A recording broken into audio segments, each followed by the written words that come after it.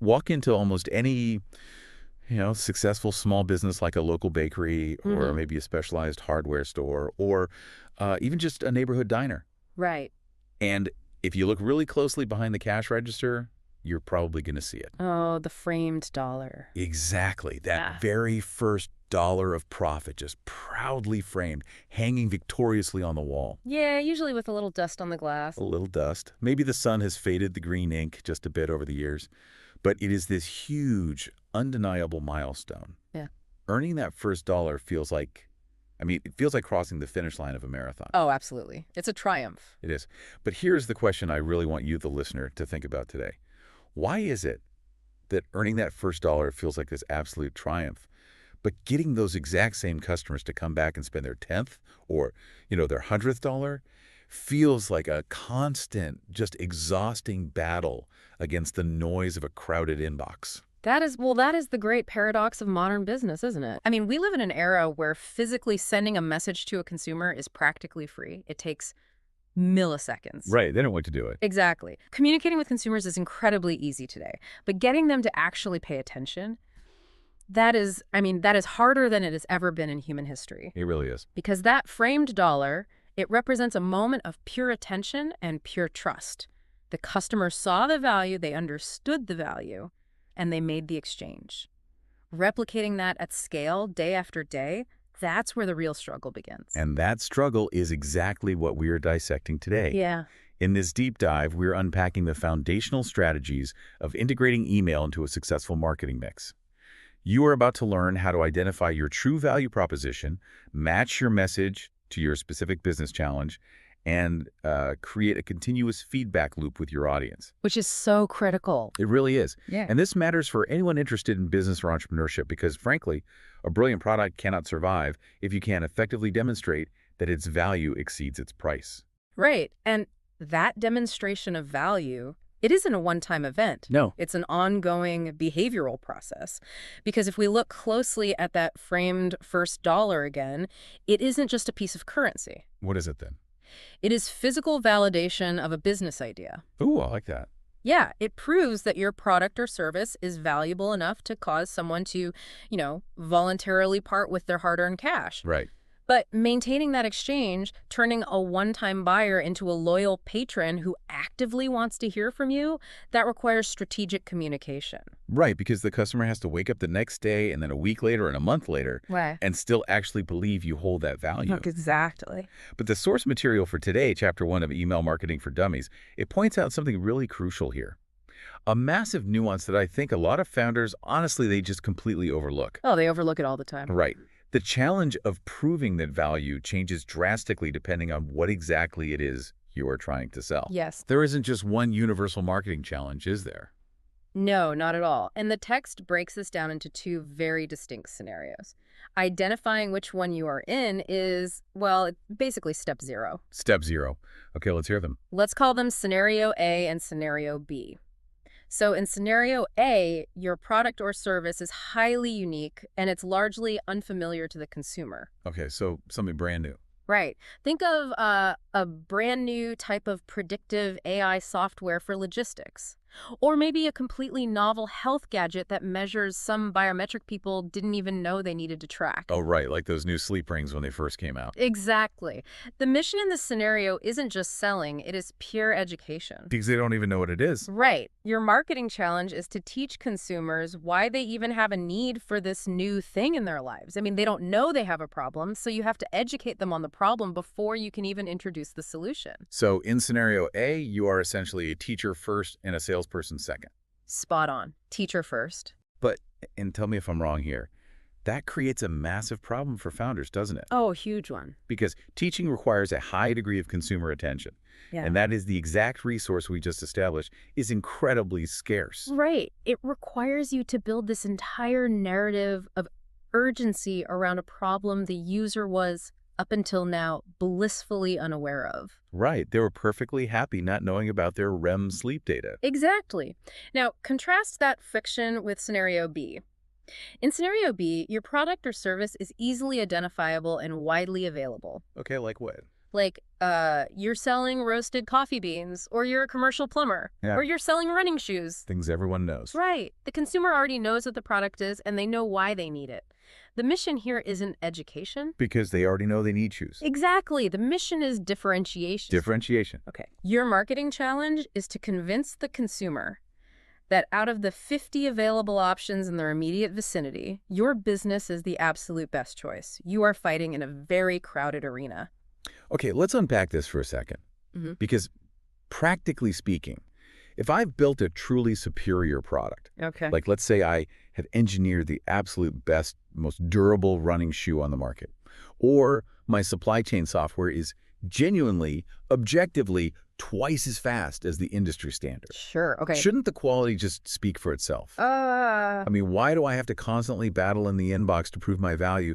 Doesn't the cream just sort of organically rise to the top? It is a beautiful romantic notion, Right. but it's fundamentally flawed in a crowded marketplace because, and this is key, quality is entirely invisible until it is experienced. Invisible. Yes. Think about it.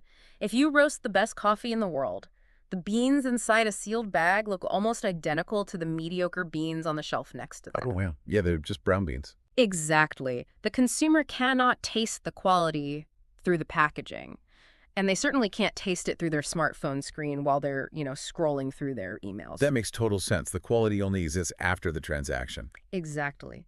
Communication is the bridge. Marketing is the bridge between your invisible quality and the customer's actual physical experience of it. Right. If you fail to build that bridge, your superior product just rots in the warehouse while the inferior product, the one with better communication, takes all the market share. Okay, so practical takeaway for the listener right now. Before you even open your laptop to draft a campaign, Right. before you look at a single font or write a subject line, you have to look at your business and identify your primary job. Yes. Are you educating a confused market about a new concept? Or are you trying to stand out and differentiate yourself in a crowded, noisy one? Because if you mix those up, it's a disaster. Right. If you try to educate a market that already understands the product, you just sound condescending. Let me explain to you what a shoe is. Exactly. And if you try to differentiate a product that no one understands yet, you Yep. just sound confusing. Our quantum sleep ring has 20% more flim-flam. And the customer's just thinking, but what is a sleep ring? Right. And if you don't know which camp you fall into, your audience certainly won't figure it out for you. Your communication will just be noise. Just absolute noise. So, okay, once we know our primary challenge, whether it's education or differentiation, how do we actually go about building that bridge? Well, Because understanding the challenge is only the diagnostic phase, right? We need a methodology for the actual treatment. we do. And the source material introduces a really solid foundational framework for applying basic marketing principles specifically to email. And it's structured as a 3-step cycle. A cycle. The word cycle is the absolute linchpin of that entire concept. The text lays out a continuous 3-step circular process. Walk us through it. Step 1.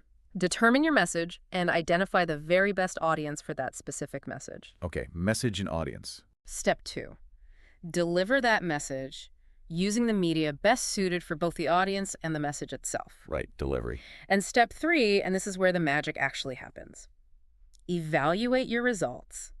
Apply that new experience and use it to refine and determine your next message. It's a continuous loop. Exactly. You know, reading this, it immediately brought to mind the mechanics of stand-up comedy. Oh, I love that analogy. How so? Well, let's say a comic writes a new joke in their notebook. That's step 1, Right. determining the message. Right. But they don't just write the joke, stare at the notebook, and proudly declare, well, that's objectively funny. My work here is done. No, that'd be a terrible comedian. Exactly. They have to do step 2. They go to a smoky comedy club, and they actually deliver the material to a live audience. Right. But the most critical part is step 3. They stand on stage, under the lights, and they listen to the feedback. Yes. Did the audience laugh? Did they gasp? Was there just the brutal, painful sound of silence? Or crickets, yeah. Right. They evaluate that real-time behavioral response, and then they go back to their notebook to tweak the punchline, or maybe change the timing, or maybe scrap the premise entirely for the next show. They use the evaluation to refine the next message. That captures the dynamic nature of communication perfectly. I mean, it really does. What is so alarming when you look at the corporate landscape Yeah. is how many Businesses, even very established, well-funded ones, they treat marketing as a straight line rather than a circle. Oh, interesting. They do step one and step two. They determine a message, they deliver it, and then they just stop. They don't listen for the laugh. No, they treat an email campaign like a billboard on the side of a highway. They just broadcast it out there. They completely ignore the evaluation phase. Wow. They keep shouting the exact same unrefined message into the void, regardless of whether the audience is engaging or just staring blankly. So they are bombing on stage every single night and stubbornly refusing to rewrite the joke. Exactly, and that is a mathematical recipe for high unsubscribe rates, plummeting deliverability, and ultimately being algorithmically flagged as spam by email clients. Because nobody's engaging. Right. So the practical takeaway here for you listening is a total mindset shift. You need to view every single email campaign not as a final polished broadcast, but as an active experiment. An experiment. It is a data gathering mission. Yeah. Every email you send feeds invaluable behavioral data into your next campaign. That evaluation step is what closes the loop and turns a megaphone into a conversation. Oh, okay, I love that. Turning a megaphone into a conversation. So let's get into the friction of actually executing step one, determining the message. Yes, the hard part. We all know we need a value proposition. I mean, it's marketing 101. Right. But the source material highlights a brutal reality. People do not read marketing emails. No, they don't. They scan them. They're basically opening the email looking for a reason to hit delete. Exactly. So if we only have a microsecond of cognitive attention during a scan, how do we craft a message that actually penetrates? The golden rule of email content, according to the text, is extreme conciseness focused solely on that value proposition. Extreme conciseness. Yes. But to your point, everyone knows they need a value proposition. The execution is where businesses constantly stumble. Right. A value proposition must be a clear, definitive statement that proves your product or service solves a problem or fulfills a want or a need better than anyone else can. Okay.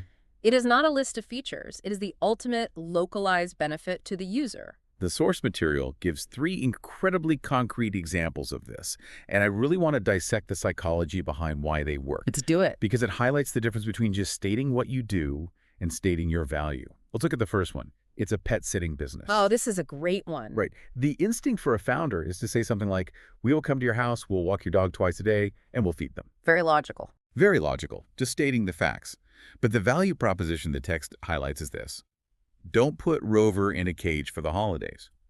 Our pet sitting services make your vacations worry-free and allow your pets to enjoy the holidays too in the comfort of their own home. It's so different. If we break down the cognitive psychology of that message, look at what it is actually doing. Yeah, what's happening there? It isn't selling the logistics of feeding a dog. It is tapping directly into a very specific, very potent emotion. Which is, Guilt. oh, wow. Pet owners feel immense guilt when boarding their dogs. They picture their dog in a cold concrete cage while they are, sipping margaritas on a beach somewhere. Right, having the time of their lives while Rover's in prison. Exactly. So the value proposition here isn't dog walking. It is the alleviation of that guilt. It's peace of mind. Peace of mind.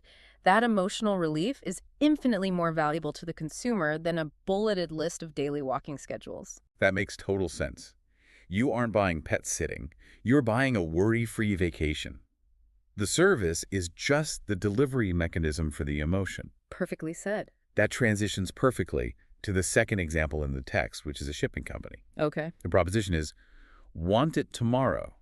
Our free shipping is the fastest available. That's not about guilt, right? No, not at all. What happens when the emotion isn't guilt, but sheer modern impatience? Well, it approaches the friction from a completely different psychological angle. This taps right into the modern consumer's baseline expectation of instant gratification. Right, the Amazon Prime effect. Exactly. In a world shaped by massive e-commerce logistics networks, speed is no longer a luxury, it's a demand. Right. The problem being solved isn't just moving a cardboard box from point A to point B. The problem is the customer's internal friction and impatience. They want it now. Right. So the value proposition is the fulfillment of that impatience, completely free of charge. It's short, it's punchy, and it hits the core need immediately. Fast is free. Exactly. Okay, and the third example is a banking service. Our home equity loans can help you pay off high-interest debt, and our service is more personal than the big banks. Yes. Now, I have to push back on this one a little bit. Oh, okay. Because if I'm running a local banking service Isn't it incredibly risky to lean on personal touch as my big differentiator when the mega banks can just outspend me on algorithmic personalization? What do you mean by that? Well, they can send an email with my exact name, my exact credit score, and a highly targeted pre-approved offer. How is a local bank's quote-unquote personal service going to compete with that level of data? That is a fantastic distinction. Really good point.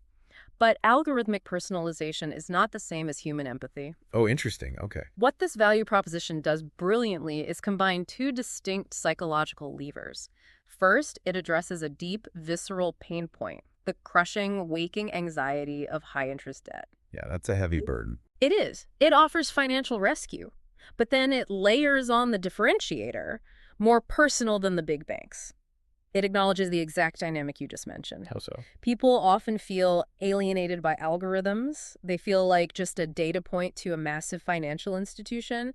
And when someone is in debt, they feel incredibly vulnerable. Right. They don't want a robot telling them they're broke. Exactly.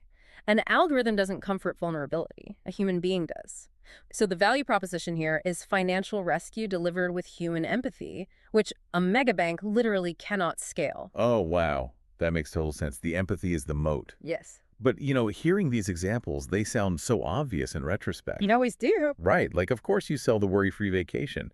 But why is it so hard for business owners to step back and write a concise value proposition like this? Why is the instinct always to say, our software has 50 integrations, 12 dashboards, and a brand new dark mode? It's a phenomenon often called the curse of knowledge. The curse of knowledge. Yeah. Founders and operators are simply too close to their own daily reality. I mean, they spend months, maybe years, agonizing over the engineering of those 12 dashboards. Right, late nights coding. Exactly. To them, the dashboards represent blood, sweat, and tears. So to them, the features are the star of the show. Because that's what they worked on. But the customer doesn't care about your sweat. They only care about their own problem. Oh, yes. To break this habit, the source material mandates a strict shift in perspective, forcing you through 4 critical questions to move from a feature mindset to a value mindset. Okay, let's dissect those 4 questions because I feel like this is where the rubber meets the road for anyone listening. Definitely. So, question 1 is the baseline inventory. What are the actual features of your products or services? Okay, that's the easy part. That's your list of integrations in the dark mode. Right. That's just listing facts. Question 2 forces the shift. How do those specific features benefit the consumer? And it feels like a lot of founders still conflate those two, don't they? All the time. They think, 247 automated customer support is a benefit, but it's not. It's a feature. Exactly right. The benefit is you don't lose sleep when your server crashes at 2 a.m. because our system handles it. Oh, that's a huge difference. It is. The distinction is that a feature is a fact about the product. A benefit is an improvement in the user's life. Okay, so that's question 2. What's question 3? Question 3 looks outward. How are you different from your competition? You have to identify your unique angle in the marketplace. Right, your differentiation. And then question 4 is the absolute kicker. Why are those differences actually worth paying for? Wait, worth paying for? Yes, because it's one thing to be different. It's another thing entirely for that difference to hold monetary value. Give me an example of that. Well, you might have the only coffee shop in town with, say, bright purple walls. Okay. That is a differentiator. You are unique. But is it a differentiator that solves a problem someone will actually pay extra for? Oh, probably not. I don't care about the wall color if the coffee's bad. Exactly. It doesn't hold value. Okay, so if you are listening to this right now, maybe you're on your commute or the gym pause for a second, I'm going to give you what I call the 10-word challenge. Oh, this is great. This is pulled straight from the source text. Can you take your answers to those 4 complex questions, synthesize them, and state why someone should pay you instead of your competitor in 10 words or fewer? 10 words. That is tough. It is. Can you do it before the next stoplight? That constraint is brilliant because 10 words forces ruthless cognitive editing. Yeah, you can't hide behind jargon. Exactly. It strips away all the industry jargon, the corporate speak, the fluff, and it forces you to find the absolute true core of your value. Right. If you can't articulate why someone should pay you in 10 words, you do not have a clear grasp of your own value proposition. And if you don't, your customers certainly won't either. No, they'll just scroll past. It's a painful exercise, but Yeah. if you don't do it, you are literally bleeding money. Okay, so let's assume you've done the hard work, you've survived the 10-word challenge, and you have this beautifully honed, psychologically sharp message. Great. Step 1, complete. But the next hurdle is that an email isn't just a plain text document. No, it's not. It's a visual medium. You have to translate the invisible psychology of your message into a visual language that triggers the exact right emotions the microsecond that email is opened. And this brings us to a really critical realization about something called cognitive fluency. Cognitive fluency. Determining what a message looks like is just as strategic as determining the words themselves. Really, just as strategic. Absolutely. It's not just about making it pretty or, aesthetically pleasing. It's about reverse engineering the customer's mindset. Let's dive into that. Explain how the visual layout actually impacts the brain's reception of the message. Okay, so cognitive fluency is basically how easy it is for the human brain to process information. When information is visually organized, when it's aligned with expectations and easy to parse, the brain processes it quickly. It flows. Right. And this feeling of ease subconsciously translates into positive feelings about the brand itself. It builds trust, liking, and agreement. Oh, wow. Conversely, if an email is cluttered, chaotic, or uses conflicting colors, it increases the cognitive load. It makes the brain work harder. Exactly. The brain has to work harder just to figure out where to look. And this mental friction literally causes a micro spike in cortisol in the reader. Cortisol, like the stress hormone. Yes, a Yeah. stress response. Yeah. And the user subconsciously associates that stress with your business. So bad design literally stresses the customer out before they've read the first word. It genuinely does. That is wild. So you have to start by asking yourself, what specific emotions or life circumstances cause people to think of your product or service in the first place? Why do they need you? Once you pinpoint that emotion, you select every single visual element, the layout, the fonts, the images, the color palette, to instantly communicate those exact circumstances. The source text actually has a very concrete example of this Yeah. that serves as a sort of masterclass in visual psychology. Oh, the vacation sale. Yes, it's an email campaign for a vacation sale. First, consider the imagery they chose. Right, they don't show the travel part. Exactly. They don't show pictures of stressful airports or crowded airplanes or heavy luggage. They use images of lighthouses against calm waters and palm trees on these serene, empty beaches. They show the emotional destination. Yes. And then the color blocking. They use very specific shades of calming ocean blues and warm sandy yellows. Which naturally lowers the heart rate. Right. And the layout visually categorizes different types of trips into distinct, easy-to-digest boxes, which lowers the cognitive load. It's brilliant. The email doesn't just display text that says, buy a vacation. Yeah. The visual design itself transports the reader to the circumstance of needing a vacation. Right. If someone is sitting at their desk, super stressed out on a bleak, rainy Tuesday in February, Yeah. and they open an email filled with sandy yellows and ocean blues, it triggers a physiological yearning for relaxation. It really does. The design does half the selling before the value proposition is even read. It creates an emotional baseline that perfectly aligns with the product being sold. Now, here's where I know some of our listeners are probably rolling their eyes right now. Oh, why is that? Well, a vacation is inherently emotional, right? It's easy to sell a beach. True. But what if I'm not selling beaches and lighthouses? What if I'm a local B2B hardware supplier? Ah, the B2B question. Right? I'm selling industrial fasteners, drill bits, and PVC pipe to commercial contractors. Do I really need to worry about the emotion of my font or the color blocking of my drill bits? It is the most common objection in B2B marketing. Where B2B, emotions don't matter. Right. It's just numbers. But you have to realize that even pure utility relies entirely on human emotion. How so? When a commercial contractor is buying industrial fasteners, they aren't just buying pieces of metal, they're buying the assurance that the building won't collapse. Oh, wow. Yeah. What are the emotions driving that purchase? Trust, reliability, efficiency. Because their job is on the line. Exactly. They need to know the parts won't fail, they need to know the spec sheets are accurate, and they need to know the delivery will be on time so they don't have to pay a crew to just stand around waiting in the dirt. Okay, so how does that translate visually? Yeah. Let's say they're opening this email on a cracked smartphone on a dusty job site. Great scenario. A clean, bold, highly organized layout with strong structured fonts and high contrast imagery communicates professionalism and operational reliability. It says, we have our act together. Yes, it visually says, we are organized, we are serious, and our supply chain will not let you down. Right. But if they open your email on that job site and it's visually cluttered, mismatched tiny fonts, broken image links, chaotic colors, it screams amateurishness. It spikes their cognitive load.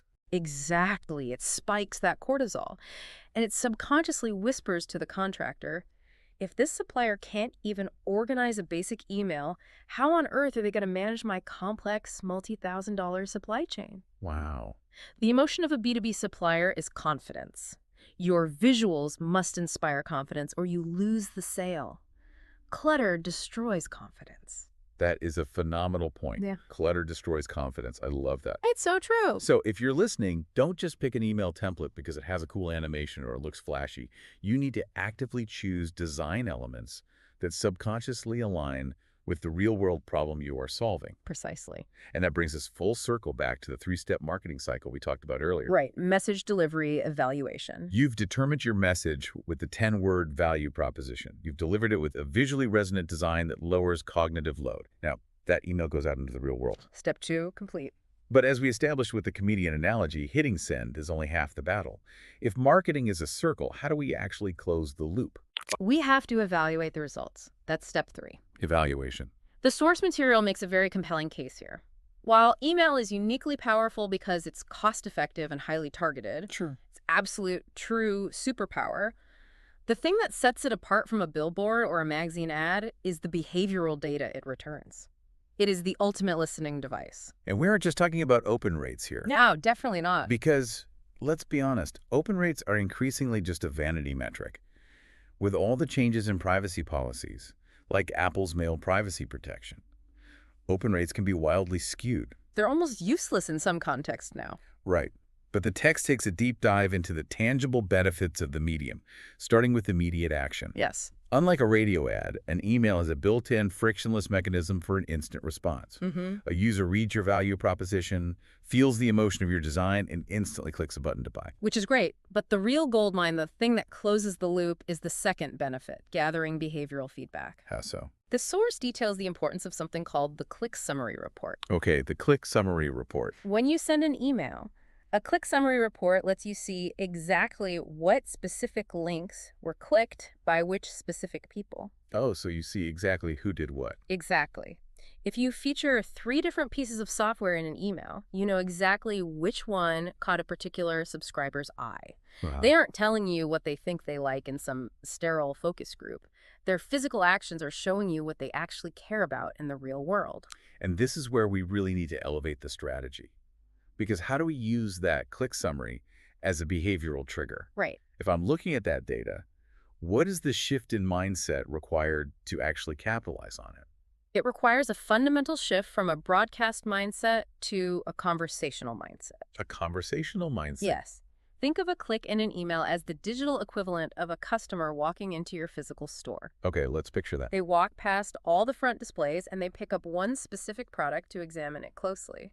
Right. Now, if you owned a physical store and a customer picked up a highly specific piece of hardware, examined the spec sheet, and looked at the price, you wouldn't just stand by the cash register and shout your generic store slogan at them, would you? No. I'd walk over and talk to them about that specific piece of hardware. Exactly. You'd say, I see you're looking at the commercial grade fasteners.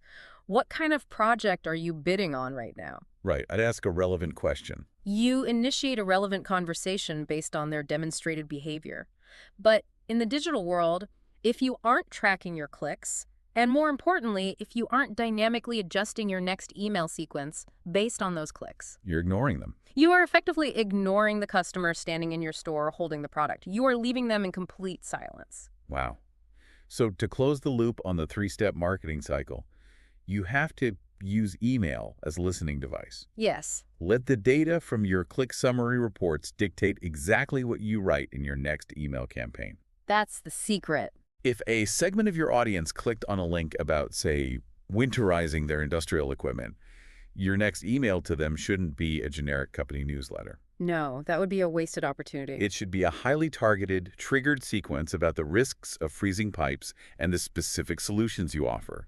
You are literally continuing the conversation they started. That is how you turn a megaphone into a dialogue. Right. And that is how you build a relationship at scale, which naturally leads to the third and fourth benefits the text outlines, generating awareness and staying top of mind. Because they might not buy right away. Exactly. You might send an email today, but a prospect might not actually need your supply chain software for another 6 months. Right. But by consistently providing value and maintaining a visually coherent, behaviorally responsive presence, you ensure that when their current software finally crashes and the buying window opens, you are already inside the room.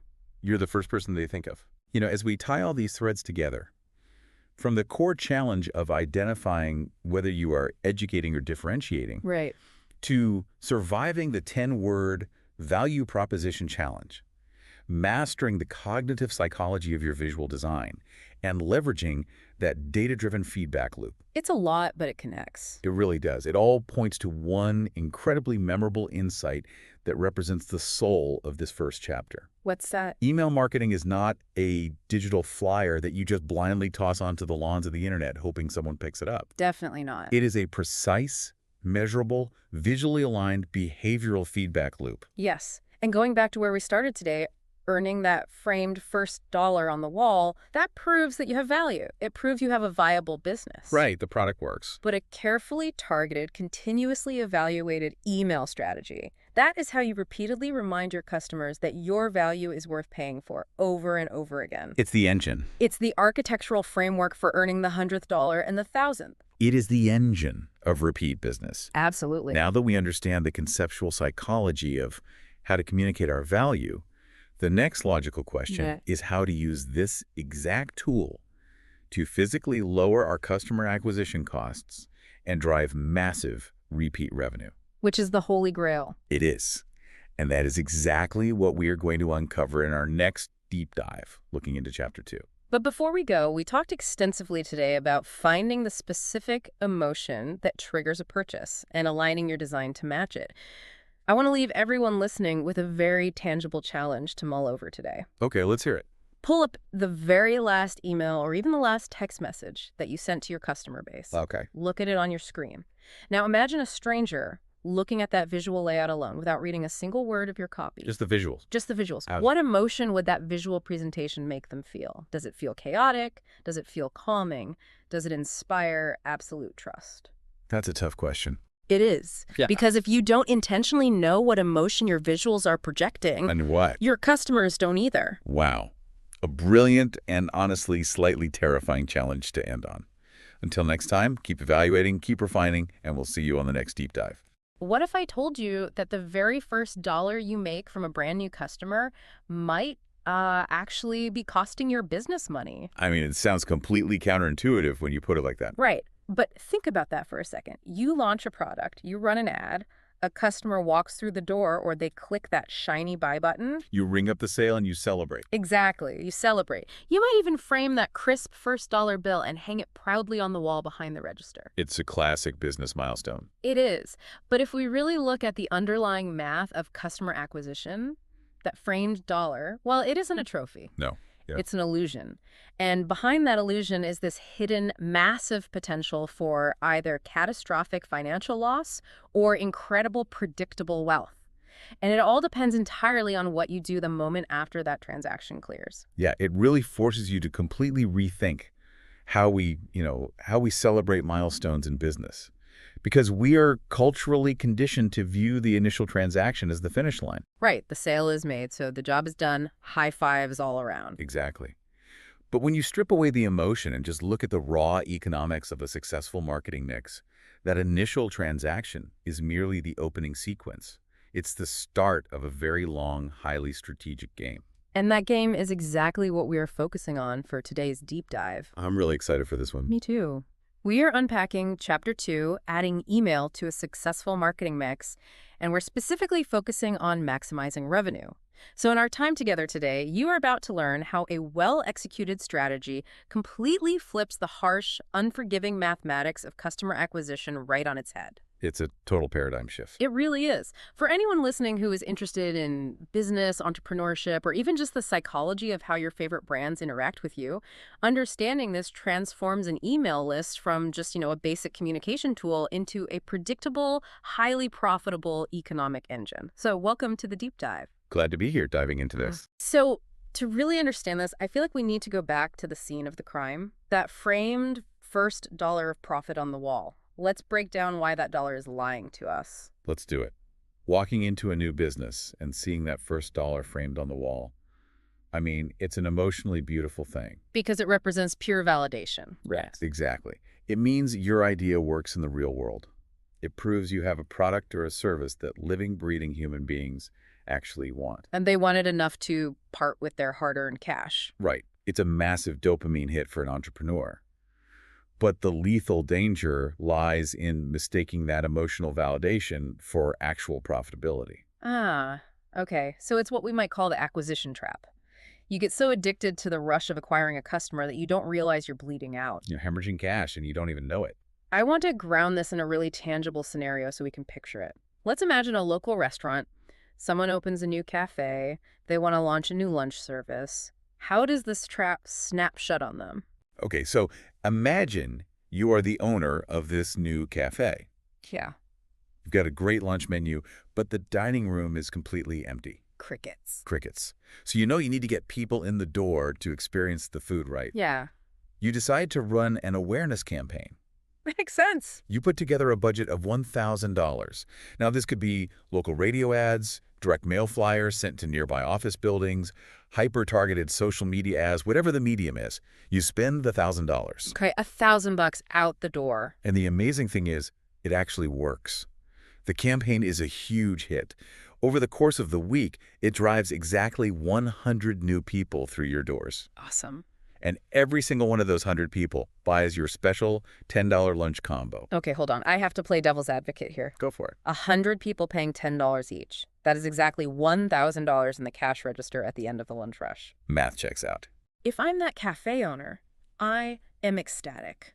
My dining room is packed. There's a line out the door. The kitchen is yelling. The energy is electric. I spent $1,000 on marketing. I made $1,000 in sales. It feels like a massive victory. And that feeling of victory is exactly why so many businesses quietly go bankrupt. Wait, really? Yeah, because it feels like success. But let's pull out the actual ledger and do the brutal math. Yeah. You generated $1,000 in top-line revenue, Right. but you spent $1,000 on the marketing to get them there in the first place. So at this exact moment, I am at zero. I broke even, right? Not even close. We haven't factored in the cost of delivering that lunch. The overhead. All of it. The food ingredients, Hmm. the bread, the meat, the produce, the wages for the line cooks who prepped it, The servers who brought it to the table? the dishwasher who cleaned the plates, the electricity keeping the lights on and the fryers hot, the prorated rent for the building for that day. Well, And don't forget the transaction fees the credit card companies take out of every single swipe. When you factor in your cost of goods sold and your operating expenses, that $1,000 in revenue might have actually cost you $700 or $800 to fulfill. which means, practically speaking, I didn't break even at all. No, you took a massive hit. I spent $1,000 on ads plus $800 on food and labor to make $1,000 back. I am in the hole for $800. Yes, you took an $8 loss on every single person who walked through your door. That is, wow, that is precisely the reality of the trap. The first sale rarely, if ever, covers the fully loaded cost to acquire that customer. And this is why you can walk down Main Street and see businesses that look incredibly busy. Right, they have high foot traffic and high sales volume. But the owners are pulling their hair out because they can't make payroll. They're constantly paying top dollar to acquire brand new customers, taking a significant loss on that first sale, and then nothing happens. Because if the owner doesn't proactively do something, those people just, eat their lunch and walk out. And there's no guarantee they ever come back. None at all. A future customer is not going to magically remember to come back to your business or visit your website or call your agency on a regular basis. Not unless you are the one taking the initiative to communicate with them periodically. That first sale was just a taste test. Right. If you spend that $1,000 on marketing and those 100 people leave without you capturing a way to contact them, like an email address, You have to start from scratch tomorrow. You have to spend another $1,000 to get the next 100 people in. Exactly. And you Mm. take another $800 loss, it is a completely unsustainable loop. So the goal line isn't the cash register. No. The goal line is getting the ability to follow up. If you are a business owner, your primary job actually begins the moment after that first purchase. Yes, exactly. After the transaction. You have to ensure that communication continues so that the initial extremely expensive acquisition cost is eventually justified by their second, third, and fourth return visits. Let's build on that, because how that acquisition cost gets justified is this really fascinating psychological and economic journey. Customer value doesn't just bump up slightly when they return. It compounds. It compounds massively over time. Uh-huh. When we look at the data on repeat customer revenue, we consistently see it move through 5 distinct stages of profit growth. I love mapping out these stages because it makes the invisible mechanics of a business suddenly visible. It almost sounds like farming. Barring, how so? Well, you don't just throw a seed on the concrete and expect a salad for dinner, you know? That's a perfect way to look at it, actually. Yeah. There is an intensive initial investment, a period where you are literally in the red doing the heavy lifting before anything grows. Right. And that is stage 1, acquisition cost. So in our farming analogy, this is the cost of buying the land, the tractor, the seeds, the fertilizer, and the backbreaking labor to till the soil. Yes. And in business, this is your $1,000 local radio ad. At this stage, your profit isn't just zero, it's deeply negative. You are financially in the hole. And this is where the amateur business owner panics. They see the negative balance, they stop the marketing, and the farm dies. Exactly. But the seasoned owner who captured those email addresses gently nurtures the relationship. They send a welcome email, they share a story about why they source local ingredients, they invite them back. And that consistent nurturing brings us to stage 2, base profit and increased purchases. The customer actually returns. So the crops have finally grown enough to yield that first real harvest. Exactly. Now let's look at the math when they come back for that second $10 lunch. You didn't have to spend any portion of a $1,000 ad campaign to get them there this time. Right, because I sent an email. And an email costs fractions of a penny. So the marketing acquisition cost for visit number 2 is effectively 0. So the profit margin on that second lunch is drastically higher. You still pay for the food and labor, obviously, but the massive marketing expense is completely gone. This is true base profit. Yes. And human behavior shows us that as a customer returns and becomes comfortable with a brand, they often buy more. The risk is lower for them, so they experiment. Exactly. Maybe this time they add a dessert or they buy a bag of coffee beans to go. The overall basket size increases. Okay, that makes total sense. But stage 3 is where it gets really interesting to me because it's something I never thought about as a consumer. Stage 3 is reduced operating costs. Right. How does a returning customer actually lower a company's operating overhead? It comes down to human friction and efficiency. Think about the profile of a first-time customer. They require an immense amount of time and effort to process. Oh, to hold them. If it's a restaurant, they stand at the counter asking questions about every single item on the menu. They need to figure out where the restrooms are. They don't know if they seat themselves or wait for a host. Exactly. Or if it's a software company, they don't know the interface. They have to set up their billing profile from scratch. They call customer support 3 times in the first week because they don't understand the onboarding process. And time is money. Support staff is money. They are a very high-maintenance relationship. They really are. But consider a returning customer, a regular. They already know your systems. They know exactly what they want to order. They know how to navigate your website blindfolded. Their credit card is already saved on file for one-click checkout. They never need to call support because they already read the FAQ last month. So it costs a company significantly less time, server space, and human friction to serve a repeat buyer. Significantly less. Going back to the farming analogy, the orchard is now mature. You don't have to stake the trees to keep them upright anymore. You don't have to water them by hand every single day because their roots are deep. They just do their thing, and the maintenance cost plummets. And once that maintenance cost plummets and the base profit is established, we hit the tipping point. Stage 4, which is where exponential growth begins. Referrals. The tree drops seeds, and entirely new trees just start growing around it, completely for free. That is the absolute magic of the ecosystem.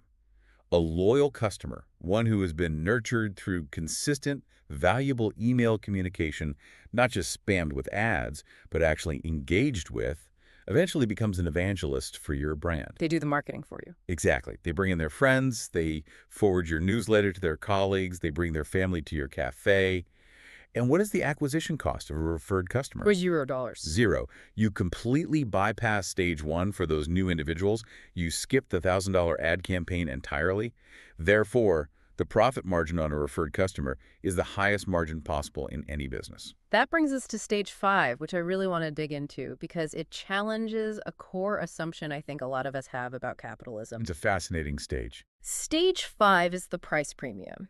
The idea that loyal customers are actually willing to pay more for the exact same product. But I mean, isn't everyone at their core just looking for the absolute cheapest deal on the internet? You would definitely assume so, especially in an era where you can price check any item globally in 3 seconds on your phone. Right. I do it all the time. We all do. But behavioral economics dictates otherwise. Trust has a massive, quantifiable monetary value. Trust has a monetary value. I like that. It does. When a customer becomes fiercely loyal to a brand, because that brand has delivered consistent value, solved their problems, and maintained a genuine relationship through good communication, they become highly price insensitive. They stop shopping around. Exactly. They're no longer on Google comparing your prices to a competitor across town. They know your quality is guaranteed. They trust your customer service to fix things if they break. The mental bandwidth and effort required to find a cheaper alternative, vet that new company, and take the emotional and financial risk of a bad experience, it just isn't worth saving $2 or $3. Exactly. If your raw material costs go up, let's say the price of beef skyrockets, and you need to raise the price of that cafe lunch from $10 to $12, the loyal customer barely blinks. They will gladly pay the premium to maintain the trusted relationship. They absolutely will. So if I'm listening to this, the immediate realization is that I can't just cross my fingers and hope someone wanders back into my store and magically progresses through these 5 stages. Hope is not a business strategy. Right. I can't just hope they transition from a money-losing first buyer to a price-insensitive evangelist. I have to actively architect that journey. And an email list is the architecture. It is the cheapest, most effective scaffolding available to build that specific relationship over time. Because traditional marketing relies almost entirely on immediate binary conversion. They see the billboard, they buy today, or they don't. And if they don't, the money is gone. Which perfectly transitions us into one of the biggest headaches for any entrepreneur, getting people into the ecosystem in the first place. How do we drastically lower those initial customer acquisition costs when people aren't ready to buy today? To really understand how email solves this, let's look at a scenario that almost every business owner or freelancer has suffered through: the local networking event. Oh boy. Let's really paint the picture of how grueling this can be. You are a consultant, or maybe you sell high-end retail, or you run training seminars. You know you need leads. So you commit to a Tuesday evening networking mixer downtown. It already sounds exhausting. I'm dreading the small talk just thinking about it. It is. You pay a $40 cover charge just to get in. You pay for parking. You buy an overpriced drink so you aren't standing there empty-handed. Yeah, truly. And then you spend 2 full hours walking around a loud room, making awkward small talk, shaking hands, and handing out business cards to people who are constantly looking over your shoulder to see if someone more important just walked in. It's a grind. And for a lot of introverted business owners, it feels like psychological torture. Now let's look at the results of that torture. Over those 2 hours, you hustle. You manage to have somewhat meaningful 10-minute conversations with 20 different people. You pitch your services. You explain your upcoming seminar. Okay, 20 pitches. Out of those 20 people you pitched, exactly 1 person is interested enough to actually follow up, attend your seminar the next week, and make a purchase. 1 out of 20. A 5% conversion rate. If you are relying on traditional binary marketing math and you stop calculating right there, your cost for that 1 customer is astronomically high. Because you have to factor in the $40 cover charge, the parking, the drinks. But more importantly, you have to factor in the 2 hours of your time. What is your hourly rate as a professional? Let's say your time is worth $100 an hour. Plus the travel time. Exactly. All told, you just invested over $250 of your time and resources to acquire exactly 1 customer. Unless they are buying a massive, high-ticket item, you're losing money on that transaction. Right. I'm right back to the cafe owner losing $800 on lunch. If I'm listening to this, I'm throwing my hands up in the air saying, see, this is exactly why I hate networking. It's a complete waste of my time and money. I spent $250 to get one client who bought a $100 ticket. It feels like a massive failure. It really does. So how does getting an email address suddenly make that math work and pay my rent today? Well, it doesn't pay your rent today. Yeah. And that is the paradigm shift you have to make. It changes the entire goal of the networking event. The goal isn't the sale. The goal isn't to get a sale today. The goal is to get permission to follow up tomorrow and the next day and the next month. Okay, I see. Let's look really closely at the other 19 people in that room who didn't buy from you. Why didn't they? Traditional sales trading says they are lost leads, they are dead ends. But behavioral reality says they might just be not ready yet. That's a huge distinction. It's not a hard no, your product is terrible. It's just a not right now. Right. Maybe their quarterly budget is already tapped out this week. Maybe they are swamped with a massive project and can't even think about attending a seminar. Maybe they need to consult their business partner before making a decision. There are 100 reasons why a perfectly good prospect says no today. So what if, instead of just handing out glossy business cards that are guaranteed to end up in the trash or at the bottom of a purse, You focus your entire 2 hours on getting those 20 people onto your email list. right, but how do you do that without being pushy? You can't just walk around with a clipboard demanding emails. You offer value in exchange. You say, hey, it sounds like you're dealing with some inventory issues. I actually put together a free digital checklist on how to audit that exact problem. If you want, I can shoot it over to your email tomorrow. Oh, that's good. You make it low friction and high value. Exactly. Let's say you are reasonably successful at this, and you manage to get 10 of those 20 people to agree and give you their email address right there on your phone. Okay, so I still only got one immediate buyer that week. I'm still negative $150 on the event. For this week, yes. But the long-term math completely shifts. You have 10 targeted, qualified people on your list. Over the next 6 months, you send them valuable emails. Not spam, but actual insights. And it costs you absolutely nothing in hard dollars to send those emails. Exactly. You are marketing to them repeatedly, Yeah. staying top of mind for 0 extra acquisition cost. So what happens? 3 months from now, one of those people finishes their big project, realizes they need your expertise, and hires you. 6 months from now, 2 more of them get their new annual budgets approved and decide to attend your next seminar. Wow. So when we zoom out, that initial 2-hour, somewhat painful networking event hasn't yielded 1 customer. It has yielded 4 customers. Precisely. You have amortized the initial $250 cost of your time and effort over a much larger pool of eventual buyers. By capturing those not ready yet prospects and converting them slowly, patiently for pennies via email, you mathematically crash your overall customer acquisition cost. That initial networking effort, which looked like an abysmal failure and a massive financial loss on day 1, is suddenly revealed 6 months later to be a highly profitable, high ROI activity. That completely reframes how you approach every interaction. It means you must absolutely always have an email capture mechanism at every single customer touchpoint. Always, every single one. Whether it's a digital link in your social media bio offering a free guide, a QR code on the back of your phone case, or a simple sign-up sheet at the register. You have to salvage the economic value of the no, not right now interactions. Because mathematically, that is where the vast majority of your future profit margin is hiding. It is. But capturing the email is really only half the battle. This brings up a very real, very modern challenge. Well, if you have done the hard work, you've captured all these email addresses from networking events, from your website, from your cafe counter, and you were trying to play the long game. How do you stay top of mind for 6 months without becoming incredibly annoying? Yes, the dreaded unsubscribe button, or worse, the mark as spam button. Exactly. The quickest way to burn your new, highly valuable asset to the ground is to treat it like a megaphone for constant sales pitches. If you just send an email every single Tuesday saying, buy my product, here's a discount, buy now, limited time. Your list will quickly suffer from extreme subscriber fatigue. They will become blind to your name in their inbox, they will stop opening your emails, and eventually they will opt out. So what's the alternative? To stay top of mind over a long period, you must vary the rhythm of the conversation. You need an arsenal of different types of follow-up messages. Right. When we look at successful marketing mixes, they usually deploy a specific rotation for this arsenal. They might send an email linking to a new blog post educating the customer, or an invitation to a free live workshop. They might share a behind-the-scenes video of how their product is made, or offer a special group deal, or, and this seems to be a massively important one, showcase a customer testimonial. That variety is absolutely vital. Think of it like a dinner party conversation. I like that. If you sit next to someone and all they do is ask you for favors, you are going to find a reason to leave the table.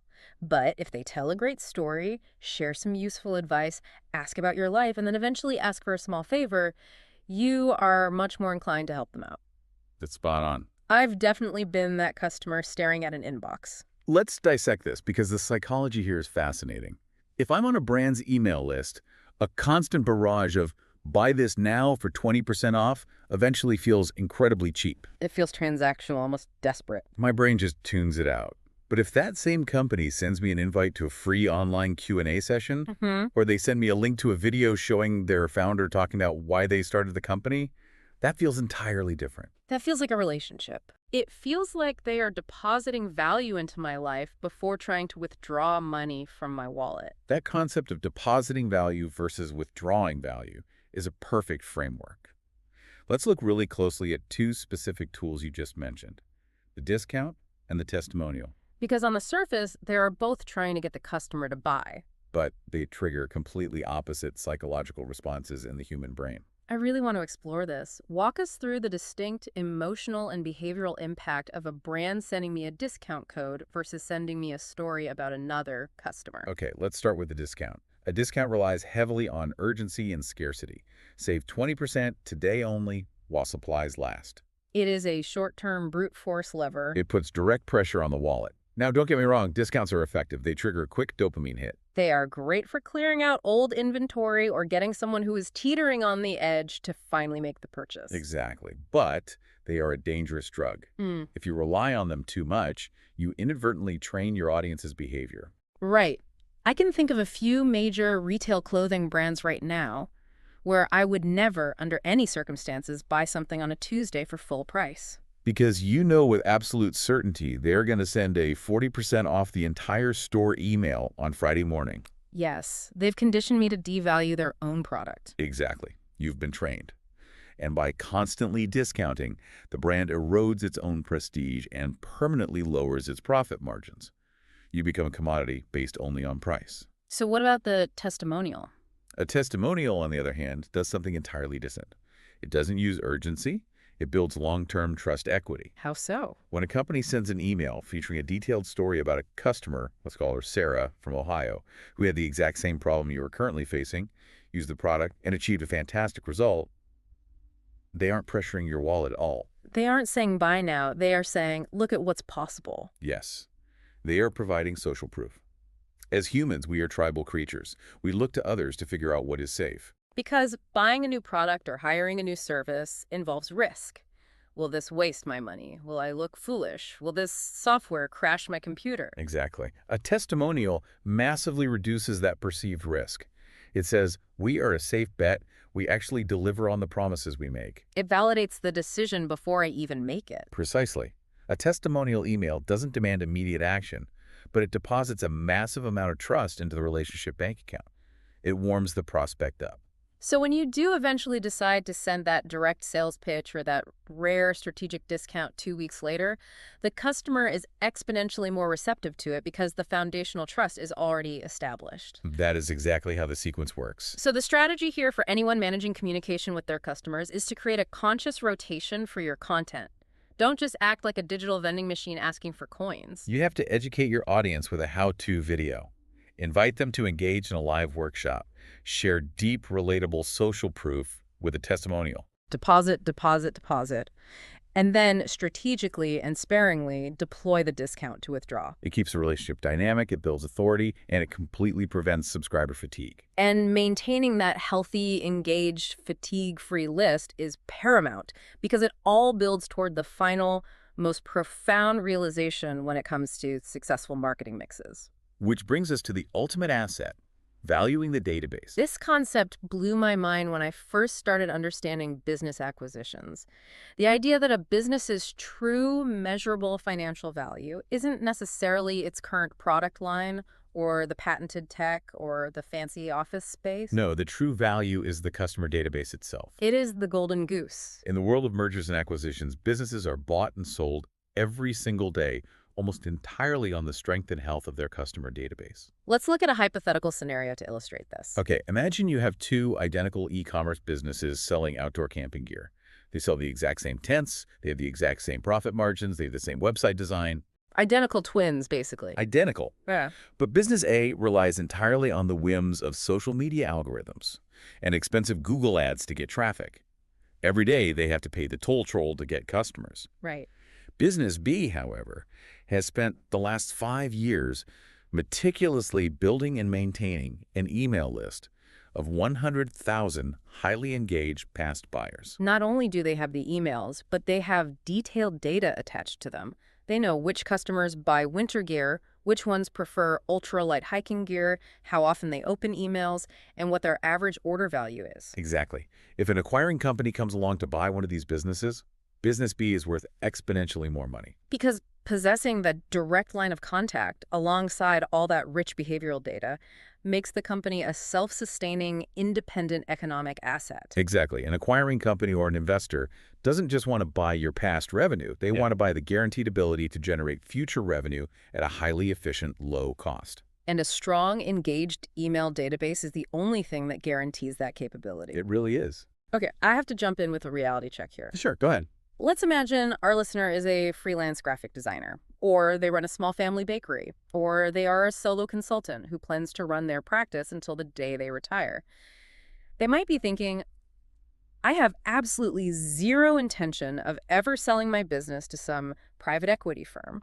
Why should I care about my database valuation or what an acquiring company thinks? That is a very fair pushback. It can sound like Wall Street jargon, but the core principles of valuation apply just as heavily to the solo freelancer as they do to the massive corporation. Because those principles are rooted in one thing: stability. Exactly. Even if you never ever plan to sell your business, treating your database as an asset makes your daily revenue and your long-term growth predictable. Predictable. In small business, predictable is the magic word. It's the difference between sleeping soundly and staring at the ceiling at 3 a.m. It is the absolute holy grail for a business owner. Think about the life of an entrepreneur without a database. You wake up on the first of every month at zero. You suffer from the constant low-grade daily panic of, where is my next sale coming from? Yes, you are completely at the mercy of things you cannot control. If a social media platform changes its algorithm overnight and your posts stop showing up, you lose revenue. If the cost of search engine ads doubles, your profit vanishes. If it rains all week and foot traffic drops, you can't make payroll. You are basically a tenant renting access to your own customers from tech giants. And they can raise the rent whenever they feel like it. That is a brilliant way to put it. You are renting. But if you have spent the time building an engaged email list, you own the property. You remove that daily panic. You know that historically, based on your own data, if you send an email campaign about a new graphic design service to a specific segment of your list on a Tuesday, a predictable percentage of them will open it. A predictable percentage will click the link, and a mathematically predictable amount of revenue will hit your bank account by Friday. You essentially own your own distribution channel. You don't have to ask permission or pay a toll to speak to the people who already like you. You own the traffic. That provides profound peace of mind. It provides a massive buffer against economic downturns or industry shifts. It provides a reliable lever you can pull when you need to generate cash flow quickly. Let's say you want to take a month off in December, but you need extra cash. You can architect a special promotion in November, send it to your list, and fund your time off. You cannot do that if you're just hoping people walk through the door. So treating your email list not just as a weekly marketing chore that you have to check off a to-do list, but as the core, vital financial asset of your livelihood is essential. You must protect it, cultivate it, and respect it. Protect it and cultivate it. Yeah. That is a massive perspective shift. So whether you are a billion-dollar brand or a one-person show, you have to treat your email list as the stability engine of your entire operation. It is your most valuable piece of digital real estate. If we step back and connect all these dots to the bigger picture, the entire soul of this strategy really comes into sharp focus. We started by looking at the illusion of the first sale. The harsh reality that acquiring a brand new customer is an incredibly expensive, often deeply unprofitable endeavor. Right, the cafe owner losing hundreds of dollars just to get the dining room full on day one. The consultant spending hundreds of dollars of their own time just to get one yes at a networking event. What this deep dive into maximizing marketing revenue teaches us is that email marketing isn't really about sending messages. It isn't about graphic design or clever subject lines or finding the perfect emoji, although those tactical things certainly play a part. At its absolute core, email marketing is an economic engine. It is the specific mathematical mechanism that flips the brutal reality of business expensive one-off customer acquisition into a predictable, highly profitable ecosystem of long-term retention. It is the tool that reaches down into that negative acquisition hole, pulls the customer out, and walks them up the steps to the price premium pinnacle. It is the system that turns the one-time $10 lunch buyer into the loyal evangelist who brings their entire office in for a $200 catering order. Month after month, year after year, without you ever having to spend another dime on advertising. Exactly. It is the fundamental difference between a business that constantly struggles to survive on the hamster wheel of new acquisitions and a business that quietly, inevitably compounds its value and stability over time. This has been incredibly eye-opening for me, and I hope for everyone listening. We've completely deconstructed the math of acquisition. We've mapped out the 5 distinct stages of profit growth from the initial loss to the referral engine. We've unpacked the deep behavioral psychology of varied follow-ups, like the discount versus the testimonial, and we've established why treating your database like a literal gold mine is the key to entrepreneurial peace of mind. It covers a lot of ground. It really does. Yeah. Now, if you are listening to this, you know exactly how to build and maximize the revenue of this incredible asset. But you might be wondering how you actually get started in the real world. How do you actually collect these emails legally without running afoul of privacy laws? And perhaps even more importantly, once you have them, the technical side of things. How do you avoid annoying those precious contacts and ending up in the dreaded digital graveyard that is the spam folder? Those are the exact technical and operational hurdles that trip up most well-intentioned businesses the moment they realize how valuable a list actually is. And that is exactly what we will uncover and solve in our next deep dive. It's going to be a good one. Until then, I want to leave you with a final thought to mull over. Think about your own absolute favorite brand. The one you gladly recommend to your friends. The one you go back to time and time again without even looking at their competitors. Keep them in your mind. Think back to the very first time you ever bought something from them. Yeah. Now ask yourself, how much of their total profit from you came from that very first purchase versus everything else you've bought from them since? The answer might just completely change how you run your own business tomorrow. What if the most expensive mistake you're making in your business right now isn't actually about how you find new customers, but, well, how quickly you abandon them after they walk out the door? You know, it's funny you phrase it that way because the modern business landscape has developed this intense, almost pathological obsession with the top of the funnel. Oh, absolutely. Everything is about the top. Right. I mean, if you look at marketing dashboards today, everything is optimized for that immediate conversion. We are just constantly monitoring, return on ad spend, cost per click, daily foot traffic. Yeah, the daily metrics. Exactly. But the source material we are diving into today suggests that by hyper-focusing on the people who buy on day one, we are fundamentally, we're ignoring a massive reservoir of lost revenue. It's like an invisible leak in the bucket. It is. And it's largely because the mechanics of capturing non-buyers are just completely misunderstood by most operators. Yeah, I mean, we spend all this energy, all these capital resources, basically just, shouting at the internet. Right. And if a prospect doesn't immediately hand over their credit card, the default behavior is to just write them off as a lost lead and move on to the next stranger. Which is incredibly expensive. So expensive. So today's deep dive is zeroing in on the structural mechanics of maximizing revenue through email marketing.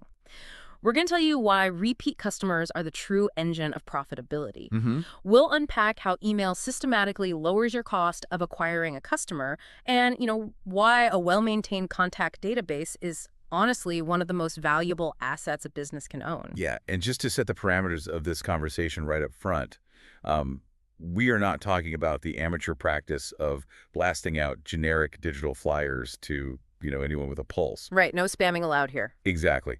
The text lays out a highly mathematical time leverage strategy. It's about transforming sunk communication costs into compounding growth. I love that phrase, compounding growth. It's powerful. We're really looking at the underlying architecture of a revenue machine. Email, in this specific context, isn't just a marketing channel. It's a financial instrument. Okay, I think the best place to start dismantling that amateur approach is by looking at what the source material calls the one-time touch myth. Because this seems to be like the foundational error most people make right out of the gate. Oh, without a doubt, there's this pervasive fantasy in commerce that you deploy an advertisement, a consumer sees it, and a transaction just instantly occurs. Boom, magic. Right. But the psychology of the buyer journey makes that fantasy economically ruinous. Ruinous, that's a strong word, but yeah, it's... Let's unpack the 4 categories of people a marketing message actually reaches, because understanding this intent distribution really exposes why the one-time touch is so flawed. Yeah, so when you broadcast a message into the marketplace, whether that's a highway billboard, a pre-roll ad on YouTube, or a targeted social media campaign, the audience falls into 4 very distinct psychological buckets. And most businesses only design their operations to service the first one. Exactly. The first category is the immediate purchasers. Yeah. But the text makes a really critical distinction about their actual readiness. Right, because they aren't just buying because your ad was so brilliant. No, not at all. The immediate purchasers represent the absolute tiniest sliver of your addressable market. These are the folks who pull out their wallet the exact second they encounter your brand. But they were probably already looking to buy anyway. Precisely. Their readiness rarely has anything to do with your specific advertisement. They usually only convert immediately because of serendipitous timing, or because they had already spent weeks doing outside research. Yeah, they've been reading reviews, assessing their own needs. Right. Your ad just happened to be the one they bumped into right as they crossed the finish line of their own internal journey. So they were already completely sold on the concept. You just happened to be standing closest to the cash register. That is exactly it. Therefore, building an entire enterprise strategy around hunting for these rare anomalies with a single one-time message, I mean, it usually results in microscopic margins. Or outright losses. Or net losses, yeah. Because you're operating in a perpetual hunting mindset. You're burning massive amounts of energy and capital just to secure today's meal, knowing you have to wake up tomorrow and do it all over again. It sounds exhausting. It is highly inefficient. Okay, so if the immediate buyers are basically just a statistical anomaly of perfect timing, the real meat of the market has to exist in the other 3 categories. Yes. So the second category is what the text labels as interested, but buy later. Got it. Buy later. These are people who experience genuine resonance with your offer, but there's some immediate logistical or financial friction preventing the transaction today. Like they're waiting for a paycheck to clear. Right, waiting for a paycheck. Or maybe they need to run the purchase by a spouse. Or frankly, they simply don't have the physical time to complete a checkout process in that specific moment. Yeah, if they're on their commute or something. Exactly. The cognitive load of making a purchase is often underestimated by sellers. The friction of entering shipping details on a crowded train pushes them right into that buy later bucket. And what's the third category? The third is not there. Maybe later. This group doesn't have an acute, immediate need, but they fit your demographic profile perfectly. They could very well need your solution next quarter or, next season. Right. And the fourth? The fourth is no interest. That's the segment of the market that will simply never buy from you, regardless of what you do. So you just ignore them. But the structural flaw of the one-time touch becomes glaringly obvious when you map it against those middle 2 categories. Yeah. Right? The buy laters and the maybe laters. Exactly. If you're only showing them your offer once and then disappearing, you are completely abandoning them. You've already paid the acquisition cost to get their attention. Yes. You successfully generated initial awareness, and then you just let them walk out the door. Because your operational model requires this instant dopamine hit of a sale. It's wild when you think about it. Relying on a one-time touch is, well, it's kind of like asking a stranger to marry you on the first date. That is a great analogy. Right. Like, for a tiny, statistically insignificant fraction of really lucky or impulsive people, it might result in a yes.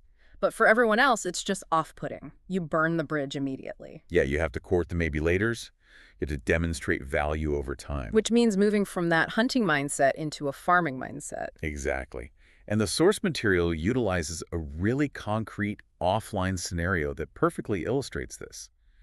Imagine a local pizza establishment. Okay, making me hungry, but let's go with it. So the owner hires an employee to stand on a busy intersection, spinning one of those brightly colored signs, aggressively trying to compel drivers and pedestrians to walk into the store and purchase a whole pizza right that second. The ultimate one-time touch. Right. You either immediately alter your trajectory to go buy a pizza, or you keep walking and the interaction is over forever. And logically, almost everyone is going to keep walking. I mean, it might be 2:00 p.m., they just ate a heavy lunch, and the thought of a hot pizza is just physically repulsive in that exact moment. They are firmly in the not now, maybe later category. And the traditional operator looks at that pedestrian walking away and records it as a failure of the sign spinner. Right. Get a better sign spinner. Yeah. But the operator, who understands the mechanics of farming, changes the fundamental objective of that initial touch point. Instead of demanding an immediate high-friction transaction, buying a whole pizza, the employee on the sidewalk changes the offer. What do they offer? A single free slice of pizza right then and there. Oh, wow. The reduction in friction there is massive. You go from asking for $20 to offering free, immediate value. Exactly. But, and this is key, the text is clear that this isn't philanthropy. It is a strategic exchange of value. The free slice is provided conditionally in exchange for the pedestrian's email address and a quick preference data point. Like what kind of pizza they like. Right. Do they prefer pepperoni, vegetarian, or supreme? That's brilliant, because by restructuring that touch point, the businesses achieved something profound. They captured the digital identity. Yes. They transitioned the prospect from a physical transient space, the sidewalk, into a permanent controllable environment, their database. And once that data is captured, they can deploy highly personalized follow-up for pennies, like querying the database on a Friday at 5 p.m. and sending a targeted message. Exactly. Hey, you told us you love Supreme Pizza. Here's a 15% off coupon for your dinner tonight. So the practical takeaway here is to stop aiming solely for the immediate sale. Design your initial marketing efforts to capture contact info. Right, so you can continuously market to the buy later crowd. Okay, I do want to push back on this slightly, or at least play devil's advocate for the listener who is doing the mental math on this. Sure, go for it. If we're shifting our entire operational model to nurturing intimate, personalized relationships with thousands of maybe laters, doesn't that require a prohibitive amount of administrative overhead? It sounds like it would, yes. Like, how does a small business owner actually manage all that continuous follow-up without just completely hitting a wall? And that exact logistical bottleneck is what the source material addresses in the second key idea. The scaling magic of email follow-up. Okay, tell me about the magic. To understand it, we have to look at the fundamental difference between traditional communication architecture and digital communication architecture. Specifically, how email completely separates the creation of a message from the distribution of a message. Creation versus distribution. Let's unpack that. So in a traditional analog marketing environment, your distribution timescales in direct linear proportion to your audience size. Right, like if I'm a real estate agent and I want to nurture 10 prospects, I have to pick up the phone and make 10 distinct phone calls. Exactly. And if you want to nurture 100 prospects, you're making 100 calls. Your physical labor increases in lockstep with your desired reach. And human time is strictly finite. You just run out of hours. But the architecture of email breaks that linear constraint. The physical time and cognitive effort required to draft a really meticulous, valuable monthly newsletter is exactly the same whether you are clicking send to 100 people, 1,000 people, or 10,000 people. The marginal cost of distribution drops to basically zero. Exactly. And the text provides a really visceral contrast to highlight the physical relief this provides. It notes that following up with just 2% of your prospect base via email can yield a greater than 10% increase in overall brand impressions. Wow. But imagine executing that exact same follow-up cadence using analog methods.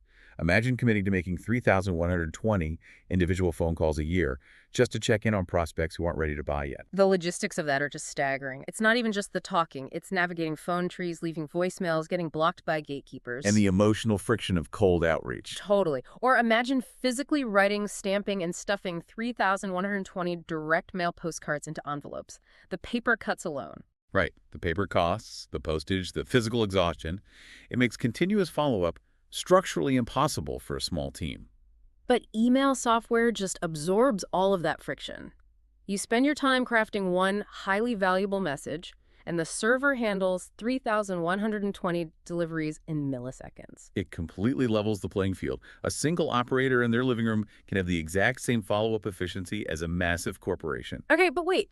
If it's so easy and costs nothing to reach 10,000 people, doesn't that just encourage businesses to be wildly lazy? Like, why would I just spam my entire database with identical, aggressive sales pitches every day? Uh, and yielding to that temptation is precisely how amateur operators destroy their own assets. That zero-cost distribution is a double-edged sword. Because if you abuse it, the market corrects you. Aggressively. The source material is adamant that automation without personalization is a fast track to irrelevance. You avoid the lazy spammer trap by leveraging the data you captured to personalize the experience. So, if a prospect signed up to get info about acoustic guitars, and I send them an automated blast about a clearance sale on drum kits. It's a violation of context. It proves you aren't listening to them, you're just using them as a generic billboard. Right, it's annoying. You must ensure the automated sequences only deliver requested, highly relevant information, keep it concise, and most critically, utilize the analytics open rates, click-through rates, to create a feedback loop. So you're adjusting based on their actual behavior. Exactly. The software allows you to scale the whisper, not just the shouting. I like that. You're leveraging email as a time machine for your business. But, saving time is great for the operator's sanity. Businesses ultimately survive on cash flow, though. Very true. So how does this zero marginal cost distribution actually manipulate the bottom line? Because it seems like we're just talking about saving time, but the text suggests this mathematically lowers your expenses. This is where we transition into the hard financial architecture. We need to examine how this exact mechanism systematically cracks and drives down your customer acquisition cost, or SAC. Let's define CAC real quick, just as if we were talking to a smart friend at a coffee shop. Simply put, it's the amount of money you spend to get a consumer who is totally unaware of your product to actually make a purchase. Okay, so let's look at how CAC functions in a vacuum without email. The source material walks through a highly illustrative mathematical model. Let's start with a baseline scenario. Yeah. A business invests in a brand new optimized website. The total capital expenditure to design and launch this asset is $1,000. Okay, $1,000 sunk cost. Right. Now, let's say through organic search and baseline brand awareness, that website generates 120 total sales transactions. Okay, let me do the math. $1,000 divided by 120 customers. That means it cost $8.33 to acquire each customer. Exactly. So every time the cash register rings, $8.33 of that revenue is already spoken for just to cover the cost of getting the customer in the door. Profit margin instantly compressed. Now, let's inject the email database into this equation. Yeah. Imagine this operator has been diligently using the farming mindset. They've captured contact info and cultivated a list of 10,000 prospects lingering in the buy later and maybe later cohorts. The exact people a traditional operator would have let bounce off the site forever. Exactly. So the operator deploys a highly targeted email campaign to those 10,000 individuals, directing them to a specific conversion page on that $1,000 website. Okay. Let's apply a deeply conservative, almost pessimistic response rate. Say 98% of the list ignores the email entirely. You only get a 2% click-through rate. 2% of 10,000 is still 200 people. Right. 200 highly qualified, warm prospects driven directly to the point of sale. Yeah. And let's say from that cohort, the conversion rate is extremely modest and you only secure 4 additional closed sales. 4 sales out of 10,000 emails sounds terrible on the surface. On the surface, yes, an operator might dismiss the channel. But look at the math. Because the marginal cost of sending that email was effectively zero, and it required no new capital expenditure on advertising, those 4 new customers were acquired for free. Oh, they are pure margin. Yes, by driving 4 additional sales through a free distribution channel, you are retroactively diluting your original $1,000 sunk cost. You pushed the total sales volume from 120 to 134 without increasing the marketing spend. So the average cost of every single sale across the board decreases. Here's where it gets really interesting. Email isn't a marketing expense. It is a cost reduction strategy disguised as marketing. That is the perfect way to phrase it. And this isn't a one-time trick. If you deploy another campaign next month, maybe link into a popular product page or an invitation to a workshop, and you yield 5 more sales, your average customer acquisition cost drops even further. You're continually squeezing more juice out of that initial investment. If I've built a mechanism that aggressively drives down my systemic cost over time, that has to create a massive competitive advantage. Like, imagine I'm competing against another business across town. They offer an identical product, and they pay $8.33 to acquire a customer through Facebook ads. But they operate exclusively on the one-time touch model. No email lists. Right. Their unit economics are static. They will always pay $8.73 for every customer, forever. Their margin is permanently locked. Meanwhile, because I am continuously monetizing the 99% of people who don't buy on day one, my blended acquisition cost drops over a year from $8.33 down to, say, $4. And this is where market dominance is established. Because your back-end operational costs are artificially low, you can now weaponize that margin on the front end. What do you mean by weaponize it? Well, if your CAC is $4 and your competitor is struggling at $8.33, you could afford to confidently bid $6 or $7 to acquire a click in the advertising auction. You can completely price them out of the market. Oh, wow. I could offer steeper initial discounts just to capture market share and still win. Exactly. All because you are extracting lifetime value from the database rather than relying on a single transaction. So by lowering costs and automating follow-up, you aren't just making a few extra sales, you're actually building something much larger. You are building an asset. Let's talk about that, transforming an email list into a sellable business asset. This is perhaps the most paradigm-shifting concept of the source material.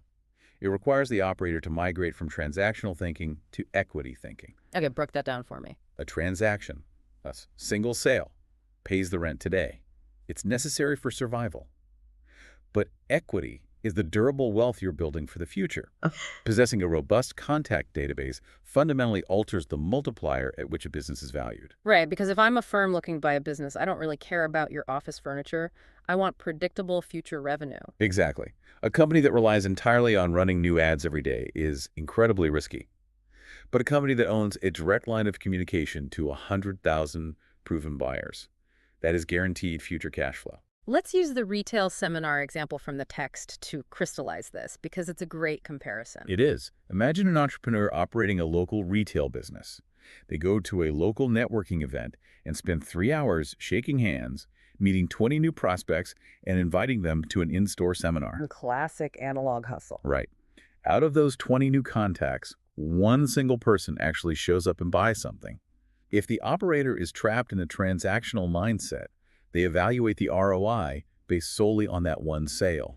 They subtract 3 hours of their time and conclude it was a failure. But if we apply equity thinking, The calculation completely changes. Let's say during those 3 hours, the operator smartly convinced 10 of those 20 people to sign up for their weekly newsletter. They captured the maybe-laters. so the one sale pays the utility bill today, but those 10 new database records. Those are foundational bricks laid into the equity value of the company. That asset pays you tomorrow. Okay, so if I have a list of 10,000 people, is that literally money in the bank? What if they all hate me? Well, that brings up the ultimate catch, doesn't it? But before we get to the hate part, consider that the true enterprise value isn't just in the raw email addresses themselves. Oh, An email address is just a string of characters. The exponential value lies in the behavioral data attached to those records over time. right, knowing who clicks what. Exactly. Every email you send is a micro-experiment. You track which segment clicks the premium service link versus who only engages with a 20% discount coupon It's like having a proprietary focus group available 247. at zero cost. If you have a I new know. product idea, you don't have to spend $50,000 on manufacturing just to guess if the market wants it. You write a detailed email, send it to your engaged segment, and gauge the click-through intent. You'd know within 48 hours if the demand justifies the cost. Yeah. That creates unparalleled predictability. But back to my previous question. This entire revenue machine falls apart if the audience rejects it Right. completely. It collapses into a liability if your audience actually hates receiving your communication. Which leads us to the source material's final prerequisite, the rules of becoming a trusted sender. Trust is the literal gateway to revenue. It really is. The text is unambiguous. Consumers are highly skeptical of commercial email. We've all been subjected to relentless spam for decades. Oh, for sure. The friction to punish a brand is virtually zero now. If I see a subject line that looks even slightly deceptive, I don't hunt for the unsubscribe button. I just hit report spam because it's faster. And operators often fail to realize that this single frictionless action by the consumer has catastrophic consequences for the business's back-end infrastructure. Because it damages your sender reputation. Exactly. A spam complaint is a negative data point logged against your global sender reputation. Internet service providers use algorithms to track this. Your sender reputation is effectively a shadow credit score that dictates your right to access the inbox. And if that score drops too low, The ISP starts silently routing all your outgoing communication directly into the junk folder. Or they block your domain entirely. so even the people who want your emails will never see them. Your asset becomes completely illiquid. To prevent this, the text outlines strict benchmarks. Secure explicit permission, make the content incredibly valuable, make the sign-up process memorable, and clearly identify yourself in the from line. I want to focus on explicit permission because new operators always try to take a dangerous shortcut here. Let's say someone listening just bought a list of 5,000 random emails off the internet for 500 bucks. What happens? Mechanically and strategically, purchasing a third-party list is the cardinal sin.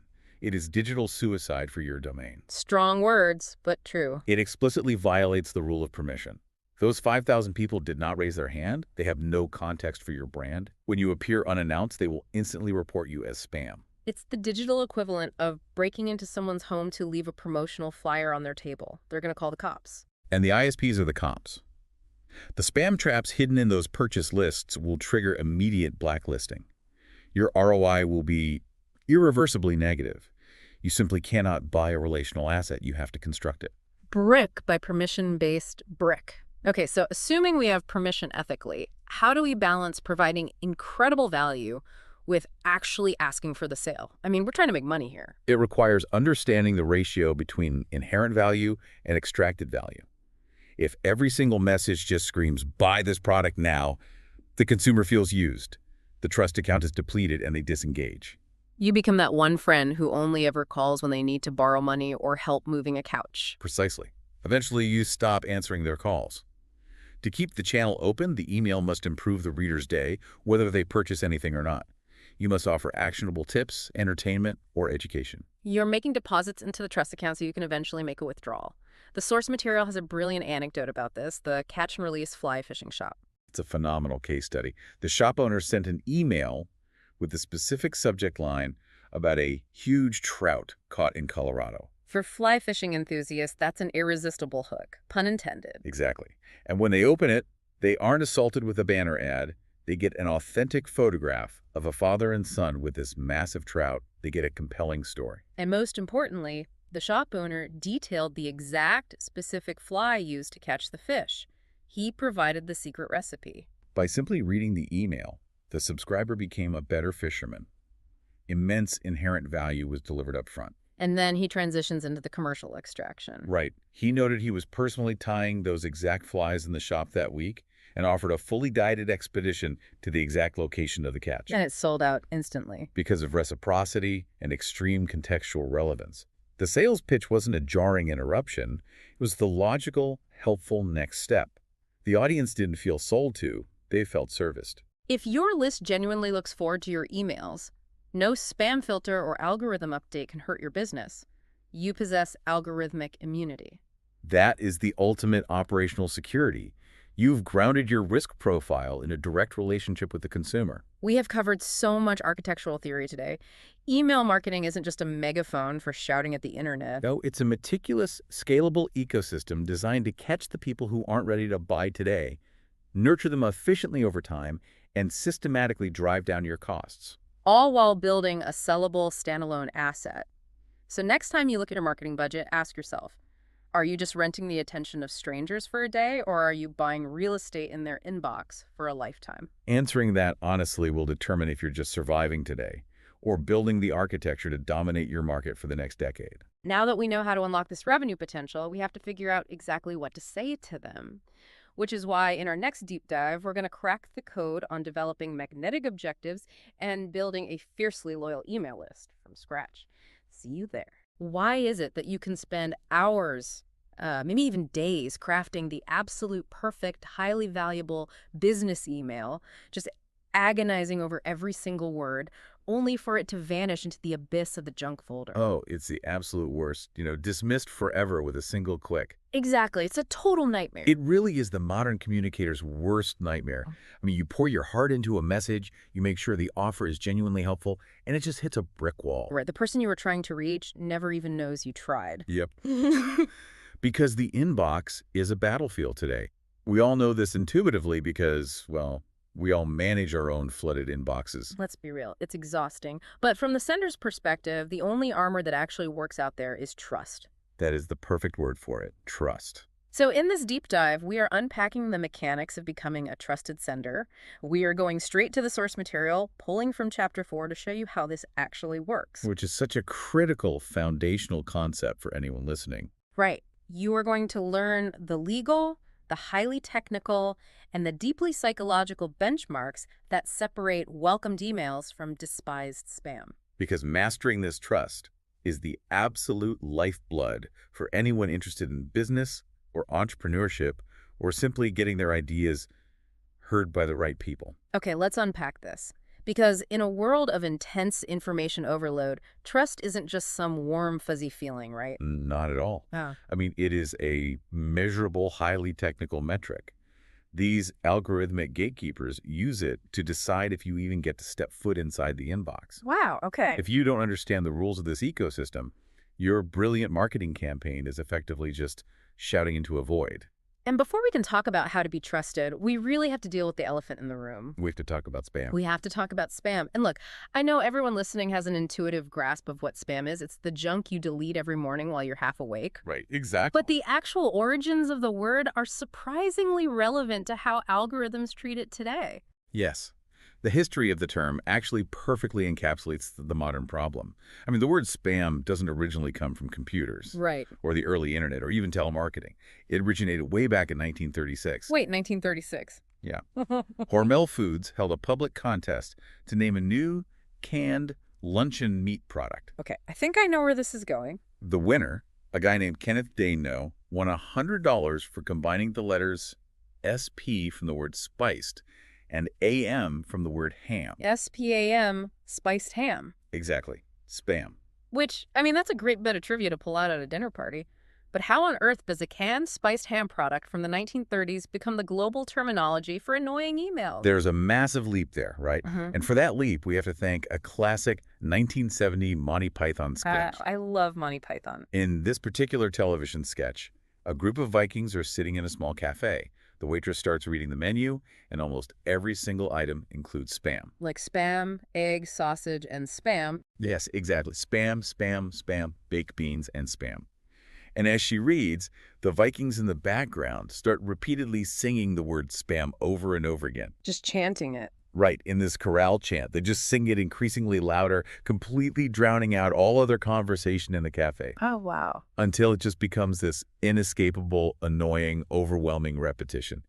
And early internet pioneers adopted that exact cultural reference. Because it perfectly captures the essence of unsolicited commercial email. Exactly. It is unwanted, it is loud, it is repetitive, and it drowns out the messages you actually want to read. That is absolutely brilliant and terrifyingly accurate. I mean, the Vikings chanting over the actual conversation is exactly what my junk folder feels like when I'm trying to find an invoice from a client. Yep, it's just noise. But today, spam isn't just a cultural joke about Vikings in a cafe.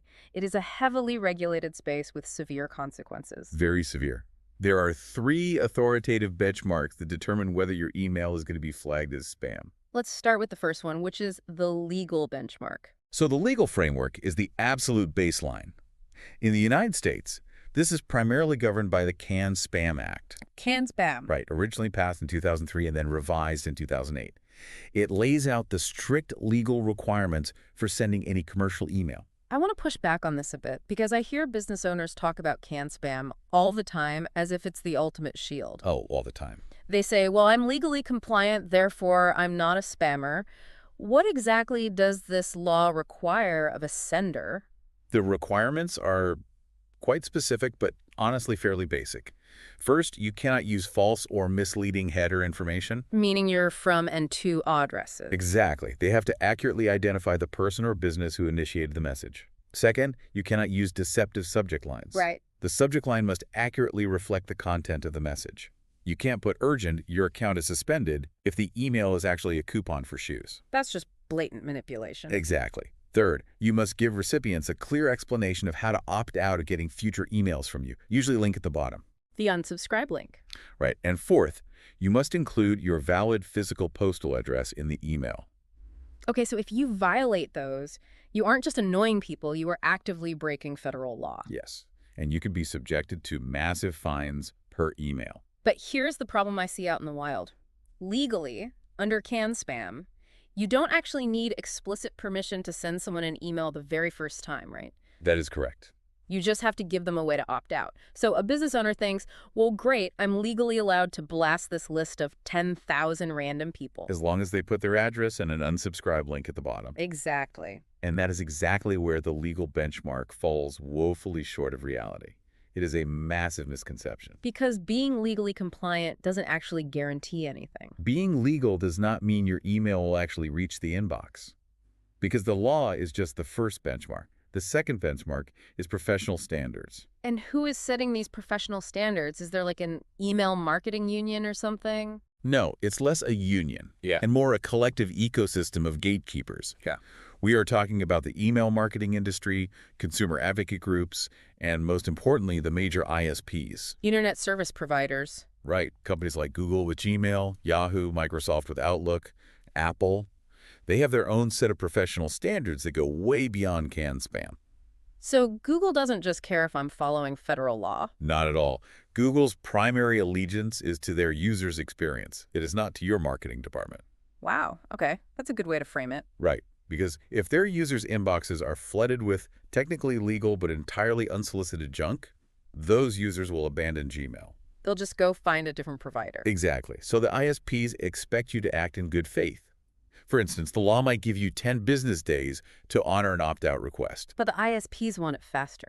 Professional standards dictate that you honor it immediately through automated software, and they demand that you only send to people who have actively, explicitly opted in. Okay, so even if you follow the law perfectly and you adhere to all the professional industry standards, there is still a third benchmark. Yes. And this one seems to be the most ruthless, unpredictable variable of all: consumer preferences. Consumer preference is the ultimate judge, jury, and executioner of your entire email campaign.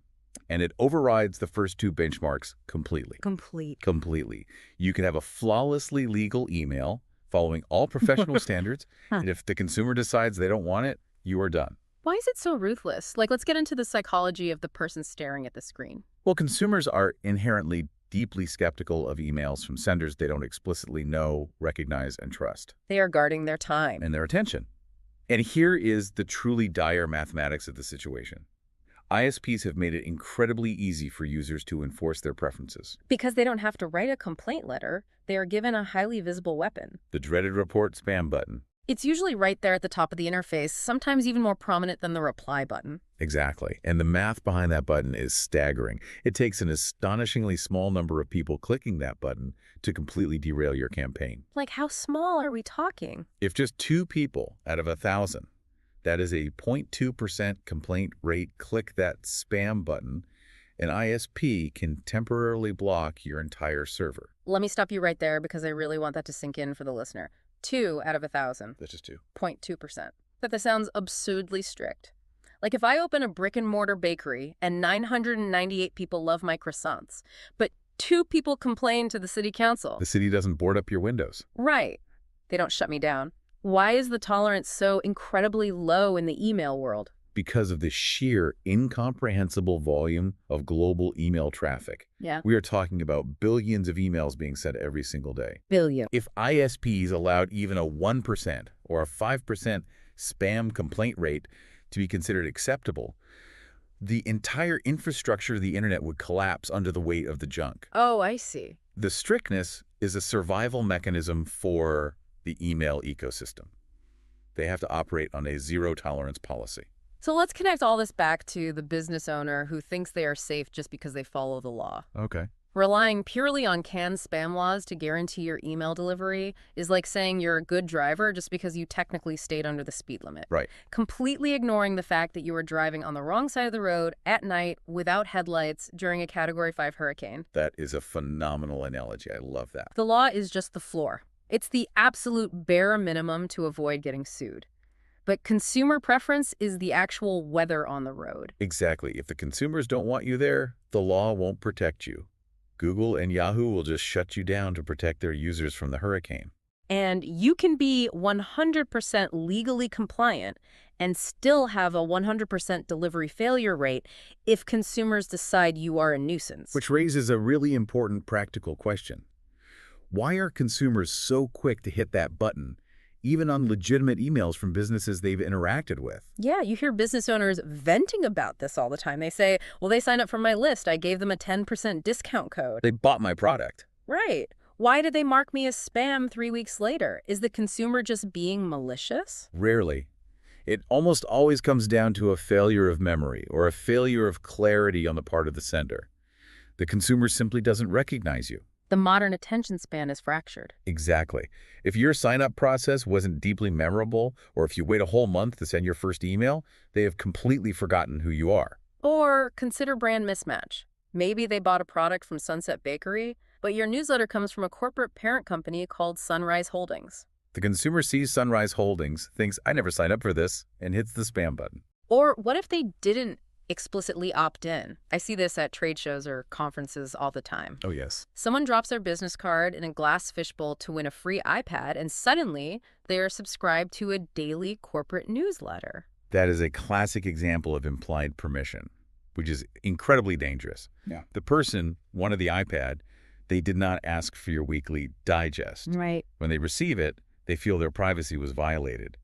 And instead of scrolling all the way down to find a tiny unsubscribe link, clicking spam is just faster. It's an instant ejection seat. It really is. So what is the practical takeaway for you, the listener, right now as you look at your own email strategy? You must ask for explicit, undeniable permission. You cannot rely on implied permission. You can't assume that a purchase equals a newsletter subscription. Exactly, unless there is a clear checkbox that they physically clicked.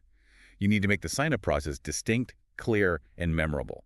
You must aim to satisfy the highest possible benchmark, which is consumer preference, not just scrape by on the legal minimum. If you want to survive the brutal math of the spam button, your audience needs to expect your email, recognize your email, and actively want your email. Okay, so that establishes the incredibly high stakes of the inbox. But let's look at the reality of running a business. Let's say you're doing your best. You're asking for permission. Right, you're building an organic list. But inevitably, things go wrong, databases get messy, people change jobs. It happens to everyone. If consumer preference is the ultimate judge, what happens when we misstep? Because it's not just a matter of people getting annoyed. No, not at all. There are hard, deeply technical punishments baked into the architecture of the internet that can destroy your business overnight. Let's pivot and look at the technical hurdles of trust. Specifically, bounces, block lists, and spam traps. This is where we really need to look under the hood at the unseen machinery of the internet. When you hit send on an email campaign, you aren't just dropping a paper letter into a physical mailbox and walking away. Your email server is initiating a highly complex conversation with thousands of other servers around the world. Using protocols like SMTP, right? Exactly. Simple mail transfer protocol. And when an email fails to deliver, that receiving server sends a message back. It bounces the email back to you with an error code. Now, in the industry, these bounces are divided into two very specific categories: soft bounces and hard bounces. Yes. And I want to make sure we define these clearly because reacting to them incorrectly can be catastrophic. What is a soft bounce in plain English? The soft bounce is a temporary delivery failure.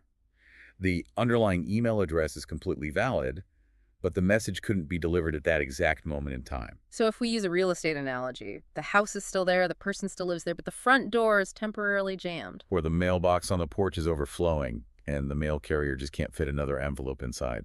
So on a technical level, what actually causes a jammed door or a full mailbox? It could be exactly that. The recipient's digital mailbox has reached its storage quota and is completely full. Right. Or the receiving email server is temporarily down for maintenance or experiencing a power outage. Or perhaps your email file size was just too large and their server temporarily rejected it. Got it. So if I see a soft bounce in my analytics dashboard, I shouldn't panic. The relationship isn't over. I can try again later. Precisely. And most professional email marketing systems are smart enough to handle this automatically. Okay, good. If they receive a soft bounce code, usually an error code starting with a 400 level error, they will automatically put that email back in a queue and try to resend it later. Like a few hours later, the next day? Yep, usually for up to 72 hours. But a hard bounce is a totally different story. Right, a hard bounce sounds permanent. It is entirely permanent. A hard bounce is a fatal delivery failure. Yeah. It means the email address you're trying to reach simply does not exist. To stick with your analogy, the house hasn't just got a jammed door. The house has been completely demolished. the lot is empty, and the street name has been changed. Exactly. Or, honestly, the house never existed in the first place. Yeah. This happens constantly. Someone gets fired, and their corporate IT department deactivates their email address. Or a consumer is filling out an online form to get a discount code, and they make a simple typo. Right. They type john@gmail.com with an N instead of an M. Oh, that happens all the time. The receiving server immediately kicks it back with a 500-level error code stating definitively, this address is invalid. When you get a hard bounce, there is zero chance that email will ever go through. No matter how many times you try. Right. Now, here is where human psychology clashes with internet architecture. A lot of business owners think, well, I'll just leave them on my list. Oh, I see this mistake constantly. They think it doesn't cost me anything extra to send to a dead email address, and maybe one day they'll fix the typo or the server will come back online. But if you keep knocking on the doors of houses that have been demolished, the neighborhood watch is going to start looking at you very suspiciously. Oh, right. That is exactly what happens. And the consequences are severe. The neighborhood watch in this scenario are the block lists. Sometimes referred to historically as blacklists. Right. And these are massive, globally recognized databases maintained by independent anti-spam organizations like Spam House or Barracuda. As well as the major ISPs themselves. They constantly monitor the behavior of email servers worldwide. So they're actively tracking my specific server's behavior. They are tracking the IP address of the server sending the mail, and if they see your server repeatedly trying to send mail to non-existent addresses... If they see you generating a high volume of hard bounces. Exactly, they flag you. Yeah. They assume you are a malicious spammer using automated brute force software to blindly guess email addresses. Because a legitimate business with a clean opted-in list wouldn't have a 10% hard bounce rate. Never. And once you are flagged and put on one of these block lists, what actually happens? It is a digital death sentence. Complete shutdown. Once your server's IP address is on a major block list, your emails are rejected at the server level by almost everyone. The consumer never even sees your email in their junk folder. It never makes it that far. Right. The receiving server checks the blacklist, sees your name, and severs the connection instantly. You are completely shut out of the inbox ecosystem. Okay, so that's what happens if you just have sloppy database management and ignore hard bounces. But it gets so much deeper than that. It really does. Because these anti-spam organizations don't just passively sit back and monitor the neighborhood for bad behavior, they actively hunt for it. They go on the offensive. Using something called spam traps. I want to spend some time here because this is fascinating and terrifying. What exactly is a spam trap? A spam trap is a highly ingenious, deeply deceptive defensive mechanism. At its core, it is simply a fake email address. Okay. But it's an email address that is deliberately created, planted, and monitored by anti-spam organizations or ISPs for the full purpose of catching spammers. How do they plant them? Like, where do they hide these fake addresses? There are two main types of spam traps, and they catch different types of bad behavior. The first is a pristine spam trap. Pristine. Anti-spam groups will hide these fake email addresses deep inside the background HTML code of public websites. So they put them in places where a normal human being browsing the website would never, ever see them. Exactly. But automated, malicious web crawling programs bots designed to scour the internet and scrape anything that looks like an email address will find them and copy them. Wait, so these spam bots are just vacuuming up millions of lines of code looking for anything that has an @ symbol and a .com? Yep. Completely unaware that they are picking up poison bait. That's incredible. The spammers build massive, million-person lists of these scraped emails, and then they sell those lists to unsuspecting or unscrupulous businesses. But here's the trap.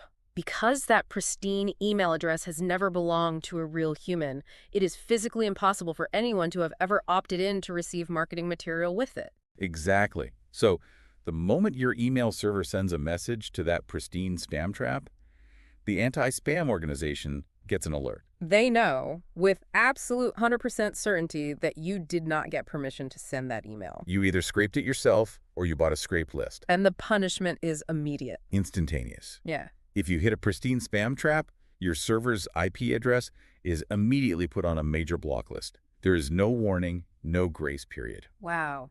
You mentioned two types, though. What is the other type of spam trap? The second is a recycled spam trap.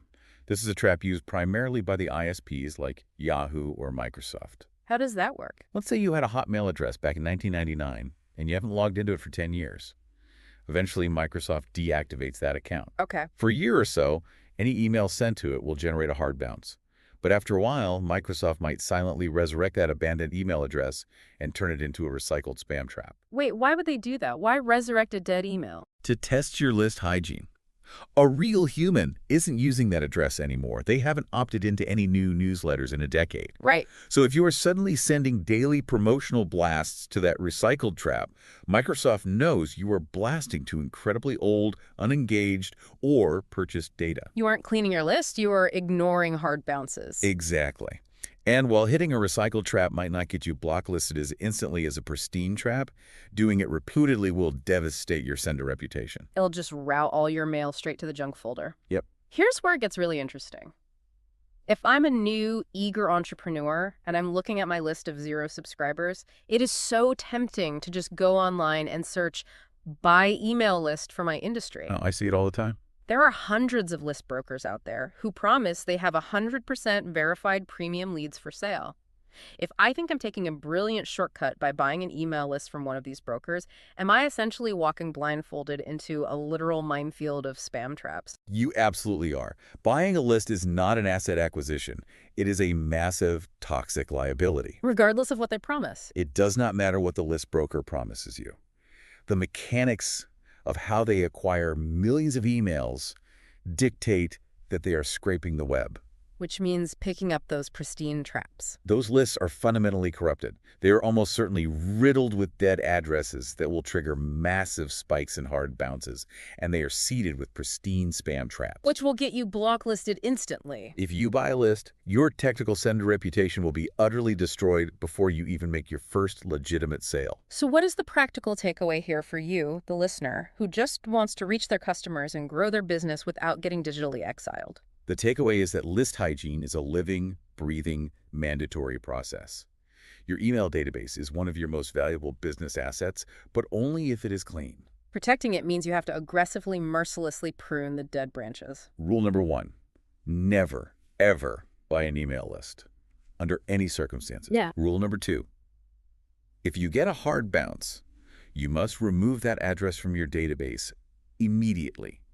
Do not try to email them again. Now, most good modern email software does this automatically, right? It does. But as a business owner, you must verify that this automation is actually active in your settings. And rule number 3. Rule number 3, if a legitimate subscriber repeatedly soft bounces over a period of weeks, the address is likely abandoned.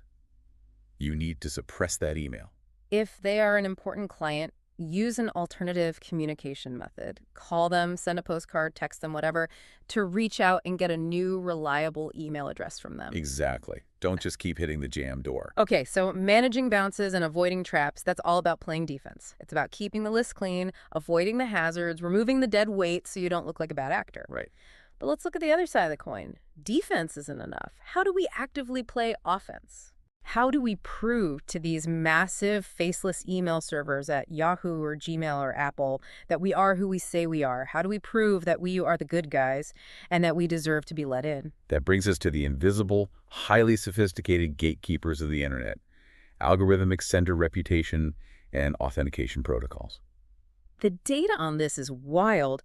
A major deliverability analytics company called ReturnPath analyzed massive amounts of global email data. Yes. They found that 77% of all email delivery issues, whether that's going to the spam folder or being blocked entirely, occur because of the sender's reputation, not the content of the email itself. 77%. It is a staggering figure, and it completely reorients how communicators need to think about email marketing. Because what do we all do? We spend hours worrying about the subject line. Or tweaking the colors of the button, or agonizing over the exact phrasing of our offer. Thinking that is what triggers the spam filter. But 77% of the time, the ISPs are blocking you because of who they think you are, not what you are saying. Yeah. Your reputation precedes you. Okay, so how does an ISP know if I have a good reputation?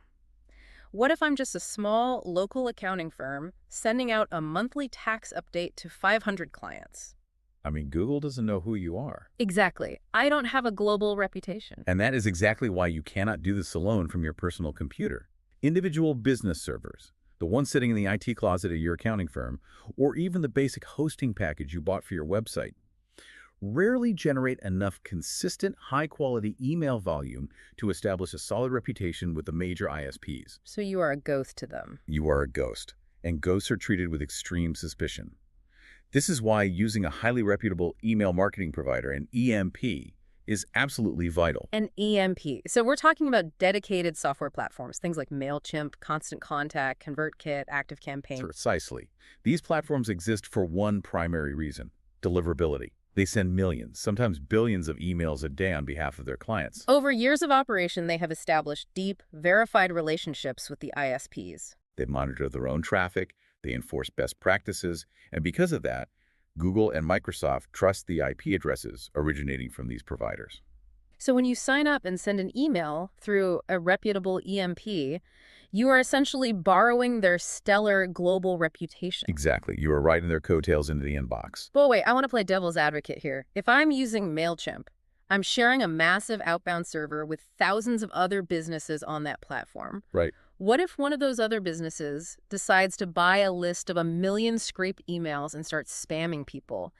Doesn't their bad behavior ruin the reputation of that shared IP address for all of us? That is a brilliant question, and it is the exact reason why good EMPs are so incredibly strict with their own customers. Ah, I see. They enforce rigorous, uncompromising permission policies. When you import a list to a good EMP, they will ask you to verify how you obtained it. And if you lie? If a customer on that shared server sends out an email and starts getting high spam complaints or triggering a massive wave of hard bounces, the EMP's internal algorithms will freeze their account. They will boot them off the platform immediately. So the EMPs act as their own internal police force? They have to. Their entire business model relies on the pristine reputation of their IP addresses. If they let one spammer ruin a shared IP, hundreds of legitimate businesses on that IP will suddenly see their emails going to junk. And then those businesses will cancel their subscription. Exactly. The EMP polices its own platform to protect its reputation with the ISPs, which in turn protects your deliverability. It is an unbroken chain of trust. Okay, so that explains the concept of IP reputation. But how do the ISPs actually verify this on a technical level? Right, the authentication side. Let's say I'm a spammer. What's stopping me from just writing a piece of code that makes my junk email look like it came from MailChimp servers or look like it came from a trusted bank? How does Gmail know a spammer isn't just pretending to be my legitimate business? This is where we descend into the hidden, highly technical, cryptographic world of sender authentication. Okay, let's go there. This is the back-end technology that stops spammers from forging or spoofing their email headers to look like they're coming from a trusted source. I want to spend significant time on this because I know a lot of business owners glaze over when they hear the word cryptography or DNS records. Maybe it's just IT jargon. Exactly. But understanding how this works is the difference between being a professional and being an amateur. Let's unpack sender authentication step by step. We'll start with the foundational layer, SPF. Okay, SPF. What does SPF stand for and how does it work? SPF stands for Sender Policy Framework. Think of it as a public registry or a digital guest list. A guest list. I like that. When you own a domain name, let's say yourbakery.com, you control its DNS records. DNS is the domain name system. It's basically the internet's public phone book that routes traffic. Right. With FBF, you publish a text record in your DNS that explicitly lists the exact IP addresses or server names that are legally authorized to send email on behalf of yourbakery.com. So if I'm using MailChimp, I log into my domain host, like GoDaddy or Namecheap, and I add a line of text that says, "Hey world, MailChimp is officially allowed to send mail for me." Exactly. Now let's look at what happens when an email is sent. When your email arrives at the receiving server, say, your customer's Gmail account Gmail pauses the delivery process. Before letting it into the inbox. Right. It looks at the from address, sees yourbakery.com, and immediately looks up your domain's SPF record in the public DNS phone book. And it checks the IP address of the server that just physically handed it the email? Yes. If that server's IP address matches the list you published in your SPF record, Gmail says, okay, this checks out. This is legitimately from an authorized server. And what if a spammer in another country is trying to spoof my bakery's email address to send out phishing scams? The spammer's email will originate from their own rogue server, which has a completely different IP address. When Gmail receives that forged email, it checks your SPF record, sees that the spammer's IP address is not on your authorized list, and immediately knows it's a forgery. It fails the SPF check and is marked as dangerous. That makes perfect sense. It's a public master list. But SPF isn't the only layer, right? No, it's not. What if someone intercepts the email in transit? This leads us to the second protocol, which sounds like something out of a Cold War spy movie. Domain keys, which evolved into what we now call DKIM. Yes, DKIM. It stands for Domain Keys Identified Mail. It was originally developed by Yahoo, and it is remarkably clever technology. How is it different from SPF? While SPF verifies the server sending the email, DKIM verifies the integrity of the message itself. It ensures that the email wasn't tampered with while it was traveling across the internet. And it does this using asymmetric cryptography. Yep. Okay, asymmetric cryptography. Let's break that down for the listener who hasn't studied computer science. How does it actually work? It uses a system of two mathematically linked keys, a private key and a public key. Imagine a highly secure lockbox that requires two different keys to operate. Okay, two keys. The private key is a highly secure, secret mathematical code known only to your authorized outgoing mail server. For example, the servers at your EMP. So MailChimp has the private key. Right. When you hit send on an email campaign, your server takes the contents of your email, runs it through a complex algorithm, and uses that private key to generate a unique, invisible digital signature. And it stamps the signature into the hidden header of your email. Precisely. So my server has essentially sealed the email with a wax stamp that only I possess. Exactly. Now, what about the public key? The public key is the other half of the mathematical equation. Just like with SPF, you publish this public key openly on your domain's DNS record for the whole world to see. Wait, if the public key is out in the open, why can't a hacker just use it to forge a signature? Because of the genius of asymmetric cryptography. The public key can only be used to verify the signature. It cannot be used to create the signature. Oh, wow. So when the receiving server, let's go back to Gmail, gets your email, it sees the digital signature in the header.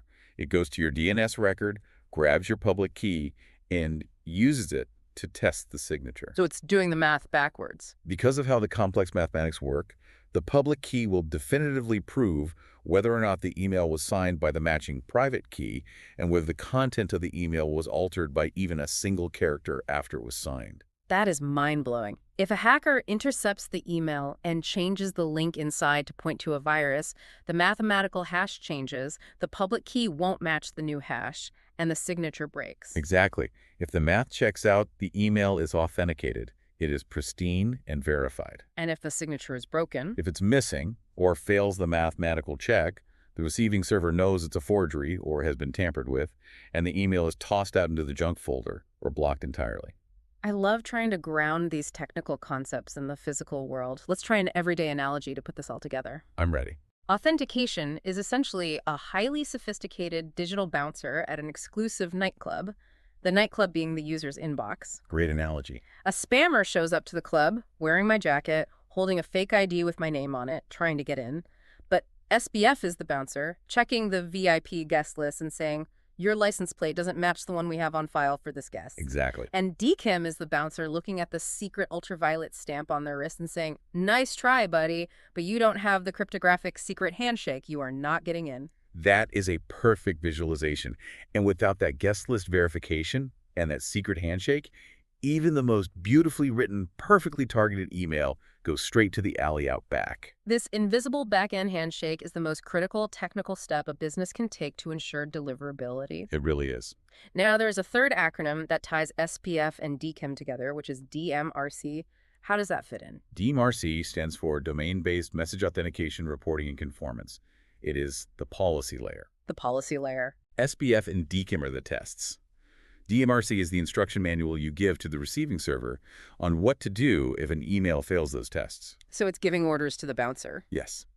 You publish a DMRC record that says, if an email claiming to be from me fails SPF or DKIM, I want you to quarantine it in the spam folder, or I want you to reject it outright and delete it. It gives you total control over your domain security policy, preventing spammers from damaging your brand's reputation with phishing attacks. Exactly. Okay, hearing all of this, SPF, DKIM, DMARC, cryptography, DNS records, I'm guessing you're going to tell me that the average bakery owner shouldn't be trying to code their own cryptographic keys in their basement. Absolutely not. The technical overhead of managing that is immense. The practical takeaway here is you must rely on a highly reputable, email marketing provider. A top-tier EMP will guide you through setting up these DNS records. Or in some cases, handle the authentication completely automatically in the background. You just have to make sure you are using a provider that enforces these standards. And you can actually verify your technical standing, right? Oh, yes. There are free tools online, like senderscore.org, run by ReturnPath, or Google Postmaster Tools, where you can check the algorithmic reputation of your domain. And your IP address. A score of 0 is the absolute worst, and 100 is perfect. If your authentication is broken, your score will plummet. Exactly. Okay, so let's take a breath. Let's say we have done everything right on the back end. We have meticulously cleaned our list, we've avoided the spam traps, we are paying for a top-tier EMP, and our digital bouncer has successfully performed the cryptographic secret handshake. The server algorithms have let us through the front door. We are officially in the inbox. Victory. It is a victory, but the battle is only half won. Unfortunately, yes. Because once you are inside the inbox, you still have to get past the front-end visual filters and ultimately the actual unpredictable human being who is staring at their screen. The human being who is hovering their mouse, deciding what to open and what to immediately delete. Right. And this brings us to the visual and behavioral signals of trust. Because ISPs don't just look at the backend code and the IP addresses, they look at the actual content, the words, and layout of your email. They use content filters to judge you. And they judge you very harshly. ISPs assign what is called a spam score to every individual email that comes through the door. How do they calculate that? They calculate this score by comparing your HTML code, your text-to-image ratio, your keywords, and your headers against a massive database of known spam characteristics. And if your score gets too high, you are routed to the junk folder, even if your authentication is perfect. That's exactly what happens. Let's talk about the specific things that trigger these filters, because I still see legitimate businesses making amateur mistakes every single day. Let's walk through some of the worst email content blunders. Let's start with a classic. Excessive punctuation and special characters. Strings of exclamation points or dollar signs, particularly in the subject line. Oh, I hate seeing that. Spammers use these because they are desperate to forcefully grab a human's attention. But content filters are programmed to spot those patterns instantly and heavily penalize your score. Right. If I see an email that says, free shipping, $2, my human brain immediately registers it as sleazy. And the algorithm registers it as a threat. Exactly. What else? Another major blunder is writing in all cap PS. Whether it's in the subject line or the body of the email, it is the digital equivalent of screaming at your customer. It's aesthetically annoying to a human, and it's a massive red flag to an algorithm. What about the structure of the email itself, like how it's built? Right, the HTML. A huge issue is the text-to-image ratio. A lot of marketers want their email to look like a beautiful, glossy magazine ad. So they just slice up one massive image file and drop it into the email with almost no actual text. Yes, but anti-spam content filters cannot read the text inside an image file. If they scan an email and see a massive file size but only 10 words of actual HTML text, they assume you are a spammer trying to hide restricted keywords inside an image. Wow, so it will almost always get blocked. You must maintain a healthy balance of readable text to images. That is such a subtle technical detail that ruins so many beautiful marketing campaigns. What about unexpected or unexplained links or attachments? Attachments in bulk commercial email are almost universally a terrible idea. Consumers are rightfully terrified of opening unknown attachments, like PDFs or ZIP files. Because they are a primary delivery mechanism for ransomware and viruses. Right. Content filters know this and will often block mass emails with attachments entirely to protect their network. The rule is simple and absolute. Never attach a file to a bulk email. Instead, provide a clear, descriptive link to the file hosted securely on your own website. That makes total sense. But out of all the blunders, there is one that seems incredibly damaging, both to the algorithm and the human reader. And it's something as simple as the from line. The from line is arguably the single most important piece of real estate in your entire email, even more important than the subject line. Really? Why is that? Think about your own behavior. When you open your inbox in the morning, you're scanning. The recipient is asking one rapid-fire subconscious question. Do I know this person, and do I trust them? The from line is the first point of human contact that answers that question.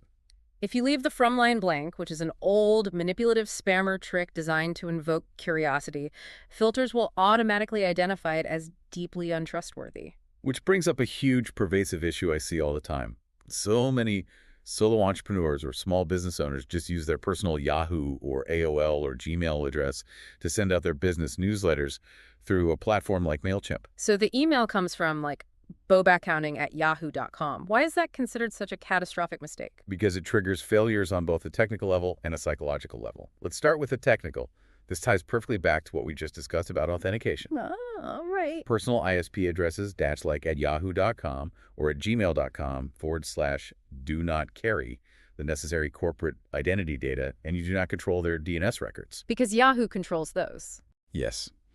Yahoo has a very strict DMRC policy for its entire global domain. It basically tells the internet, any email claiming to be from at yahoo.com must originate from our specific Yahoo servers. Oh, I see where this is going. Right. So when you try to send a mass email campaign through an EMP like MailChimp, but you use your personal Yahoo address as the from address, you are creating a massive conflict. Because it's coming from MailChimp's IP address. Exactly. The receiving server looks at the email, sees it claims to be from Yahoo, but sees it actually originated from MailChimp. Yahoo's own DMRC policy tells that receiving server to reject it as a forgery. You are basically tripping your own alarms. You are functionally spoofing yourself. The filters flag it as highly suspicious, and it bounces or goes to junk. That is a technical nightmare. What about the psychological reason? Psychologically, it completely destroys brand consistency and professionalism. If a customer signs up for a premium financial newsletter from Apex Consulting and the email arrives from surferdude88@hotmail.com, There is a massive cognitive disconnect. the human reader doesn't feel a sense of professional brand identity. They don't recognize the address. They feel confused, which leads to skepticism. Which leads to the spam button. Precisely. You work so hard to get into the inbox, and you lose their trust in a fraction of a second because of an amateur from address. So what is the practical takeaway to ensure our visual and behavioral signals are projecting absolute trust? First, you must purchase a domain name for your business, and you must create a dedicated, recognizable card from address that is tied to that domain. If your company is Sunset Bakery, use newsletter at sunsetbakery.com. Or if your personal brand is the core selling point, use your real name, like John at sunsetbakery.com. Avoid attachments entirely. Use clear, descriptive text links. Ensure your formatting is clean with a good ratio of text to images. Avoid all caps. Don't use spammy punctuation. And never try to trick the reader with deceptive subject lines. And practically speaking, before we even send the email, how do we know if we've made a mistake? Most good EMPs have a built-in anti-spam check tool or deliverability tester. Use it. Run your email through it every single time you draft a new campaign. Ensure your spam score is 0, or as close to 0 as possible, before you ever hit the send button. Okay, so we have navigated the entire minefield. We've beaten the back-end algorithms with perfect authentication. We've avoided the spam traps with rigorous list hygiene. Our from line is pristine and professional, our subject line is honest, and our HTML is clean. We have officially landed right in front of the reader's eyeballs. But how do we stay there? Because getting opened once is great. It proves the tech works. But becoming a genuinely trusted sender means they keep opening your emails week after week, month after month, year after year. And that leads us to the final and perhaps most difficult ongoing challenge, maintaining trust through value and respecting the inbox. This is where we leave the realm of technology and algorithms behind and dive deep into human psychology and relationship management. There is a really bold reality about the psychology of email consumption that we have to confront, and it's this. Consumers scan. They do not read. It is a harsh reality, particularly for writers and marketers who spend hours agonizing over their prose, but it is unequivocally true. When someone opens an email, they're not settling into a comfortable armchair with a cup of tea to read a novel. They are in a state of rapid triage. They are processing a to-do list, they are scanning the headlines, looking at the bold text, checking the bullet points, and looking for an immediate, compelling reason to care. Cognitive load is a real thing. If I open an email and it looks like a dense, cluttered, margin-to-margin textbook page with tiny font, my brain immediately registers it as work. And what do we do with work when we are just trying to clear out our inbox? We tell ourselves, I'll read this later when I have more time. And later in the inbox usually means never. It gets pushed down by newer emails, and eventually it just gets deleted in a mass purge. To combat this scanning behavior, you have to understand the fundamental difference between providing inherent value and providing valuable offers. Okay, let's unpack that difference because those sound like the same thing. What exactly is an inherently valuable email? Inherent value means the email itself contains something useful, educational, or entertaining, regardless of whether the customer ever buys anything from you or clicks a single link. The value is self-contained within the text of the email. It solves a small problem for them right then and there. It could be a quick industry tip, a piece of strategic advice, a fascinating historical anecdote, or answering a common customer question. So if I'm a fitness coach, an inherently valuable email is a quick breakdown of a 5-minute stretching routine they can do at their desk. Exactly. They read it, they stretch, they feel better, they extracted value without spending a dime. Now compare that to a valuable offer. A valuable offer is strictly promotional. It's a 20% discount code, a limited time Black Friday sale, or a buy one, get one free coupon. It might be a great deal, but it requires the customer to take a transactional action, to pull out their credit card and buy something in order to extract the value. Now, obviously, a business needs to make money. We aren't just sending emails for charity. Both of these types of content are important. But how do we balance them so we don't alienate our list and seem like we're constantly just asking for money? The most effective framework for this is the 80-20 rule of content. As a general, highly successful baseline, 80% or more of your email content should be inherently valuable information. Only 20% or less should be a direct promotional offer or pitch. I can hear business owners groaning right now. Isn't 80% free stuff just bad business? If I have their attention, shouldn't I be pitching my product every single time? But I like to apply this to human relationships to see why that fails. You have to treat your email list exactly like a friendship. Okay, I like this. Imagine if you have a friend, and 80% of the time I called you on the phone, I didn't ask how you were doing, I didn't share a funny story, I didn't offer to help you with anything. I just immediately asked you to lend me money, or buy my old car, or do me a massive favor. If every interaction is an extraction, you're going to stop answering my calls. That is the perfect analogy. I am going to screen your calls because you have become a drain on my resources. With an email list, you are building relational equity over time. When you consistently deliver inherent value 80% of the time, the reader begins to actively look forward to seeing your name in their inbox. They trust that opening your email will be worth their time because you have repeatedly proven that you are there to serve them, not just sell to them. So when you do send that 20% promotional offer, they are incredibly receptive to it. They have been warmed up by the value you've already provided. Now, are there exceptions to this rule? Can this ratio ever flip depending on the audience? Yes, context is everything. The 80-20 rule is a baseline for businesses building authority and long-term relationships. But if you run a daily deals website or a hyper-discount fashion brand, your audience signed up specifically for quick promotions. In that specific case, your ratio might intentionally be 80% direct offers and 20% information. But the key word there is intentional. You must deeply understand your audience's expectations when they signed up, and you must deliver against those expectations consistently. What happens if you don't? What happens if you get lazy or desperate and you just start sending them endless, repetitive promotional blasts, or worse, boring, irrelevant corporate updates about your new office furniture that no one cares about? The first symptom you will see is boredom. Your open rates will start to slowly, steadily decline.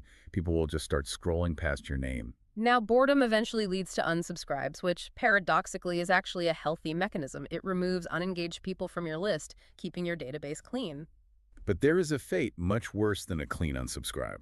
Boredom can lead to total, paralyzed apathy. Explain apathy in the inbox. The user stops opening your emails, but they don't bother to scroll down and find the unsubscribe link.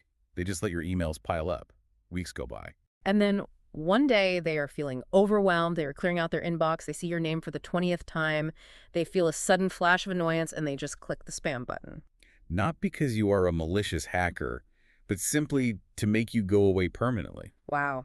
We are right back to the spam button. It all comes full circle. So the behavioral apathy of your human list actually damages your technical algorithmic sender reputation. It absolutely does. The ISPs monitor engagement rates.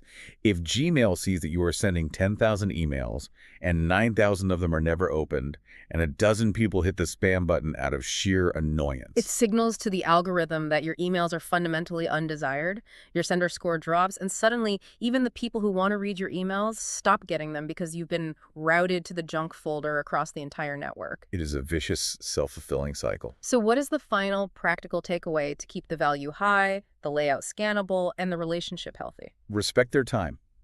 Keep your emails incredibly concise. Be highly relevant and timely with your topics. And structurally, use short, punchy summary paragraphs in the email itself. Use bullet points, and then link out to your website or your blog for the full article. Do not stuff a 2,000-word essay into the body of an email. Give them a delicious appetizer in the inbox, and let them click through to your website for the main course. Provide inherent value through your expertise, format it beautifully, and you will become a welcome guest in their inbox, not an annoying pest. A welcome guest, not a pest. Yeah. That's the ultimate goal. We have covered an immense, truly staggering amount of ground today. We have navigated from the dark, technical back alleys of server authentication and cryptography all the way to the nuanced psychology of human friendship and relational equity. How can we synthesize all of this? How do we tie all these legal rules, these complex technical protocols, and these behavioral realities together into one core, memorable insight for our listener who is about to sit down and draft their next email? I think it comes down to recognizing that trust in the inbox is a fragile, intensely multi-layered ecosystem. You cannot isolate one single factor and expect to succeed. You can't just be a great writer with terrible tech, and you can't be a technical genius who sends boring spam. It begins in the dark, invisible back end of the internet with the highly technical cryptographic authentication of your servers and the meticulous ongoing hygiene of your database. It has to survive the brutal, unforgiving gauntlet of algorithmic spam traps, IP block lists, and HTML content filters. But ultimately, all of that technology only serves one purpose: to deliver your message. And that trust only survives and thrives in the light of the consistent, respectful, and genuinely valuable content you deliver to your human reader. You cannot fake trust with software. You have to earn it, layer by layer, interaction by interaction, every single time you hit send. You cannot fake it, you have to earn it. That algorithmic X-ray machine of trust is looking straight through you, from the DNS code on your server to the inherent value in your words. Earning the right to be in the inbox is a monumental achievement, and if you follow these steps, you will separate yourself from 90% of the noise out there. But it leaves us with one massive, lingering question. Now that you have navigated the minefield, now that you have earned that trust, and you have their undivided attention as a welcomed sender, what exactly are you asking your audience to do? Because having their attention means absolutely nothing if you don't know your ultimate strategic objective. But we will dive into how to master those objectives, define your calls to action, and build a truly golden, profitable email list in our next deep dive. Until then, keep digging deeper. What you just listened was the beginning of a full audio, way longer, explaining every single chapter of the book. If you would like to keep listening to the end and access to the full audio, you can access it with the link down below in the description and in the pinned comment.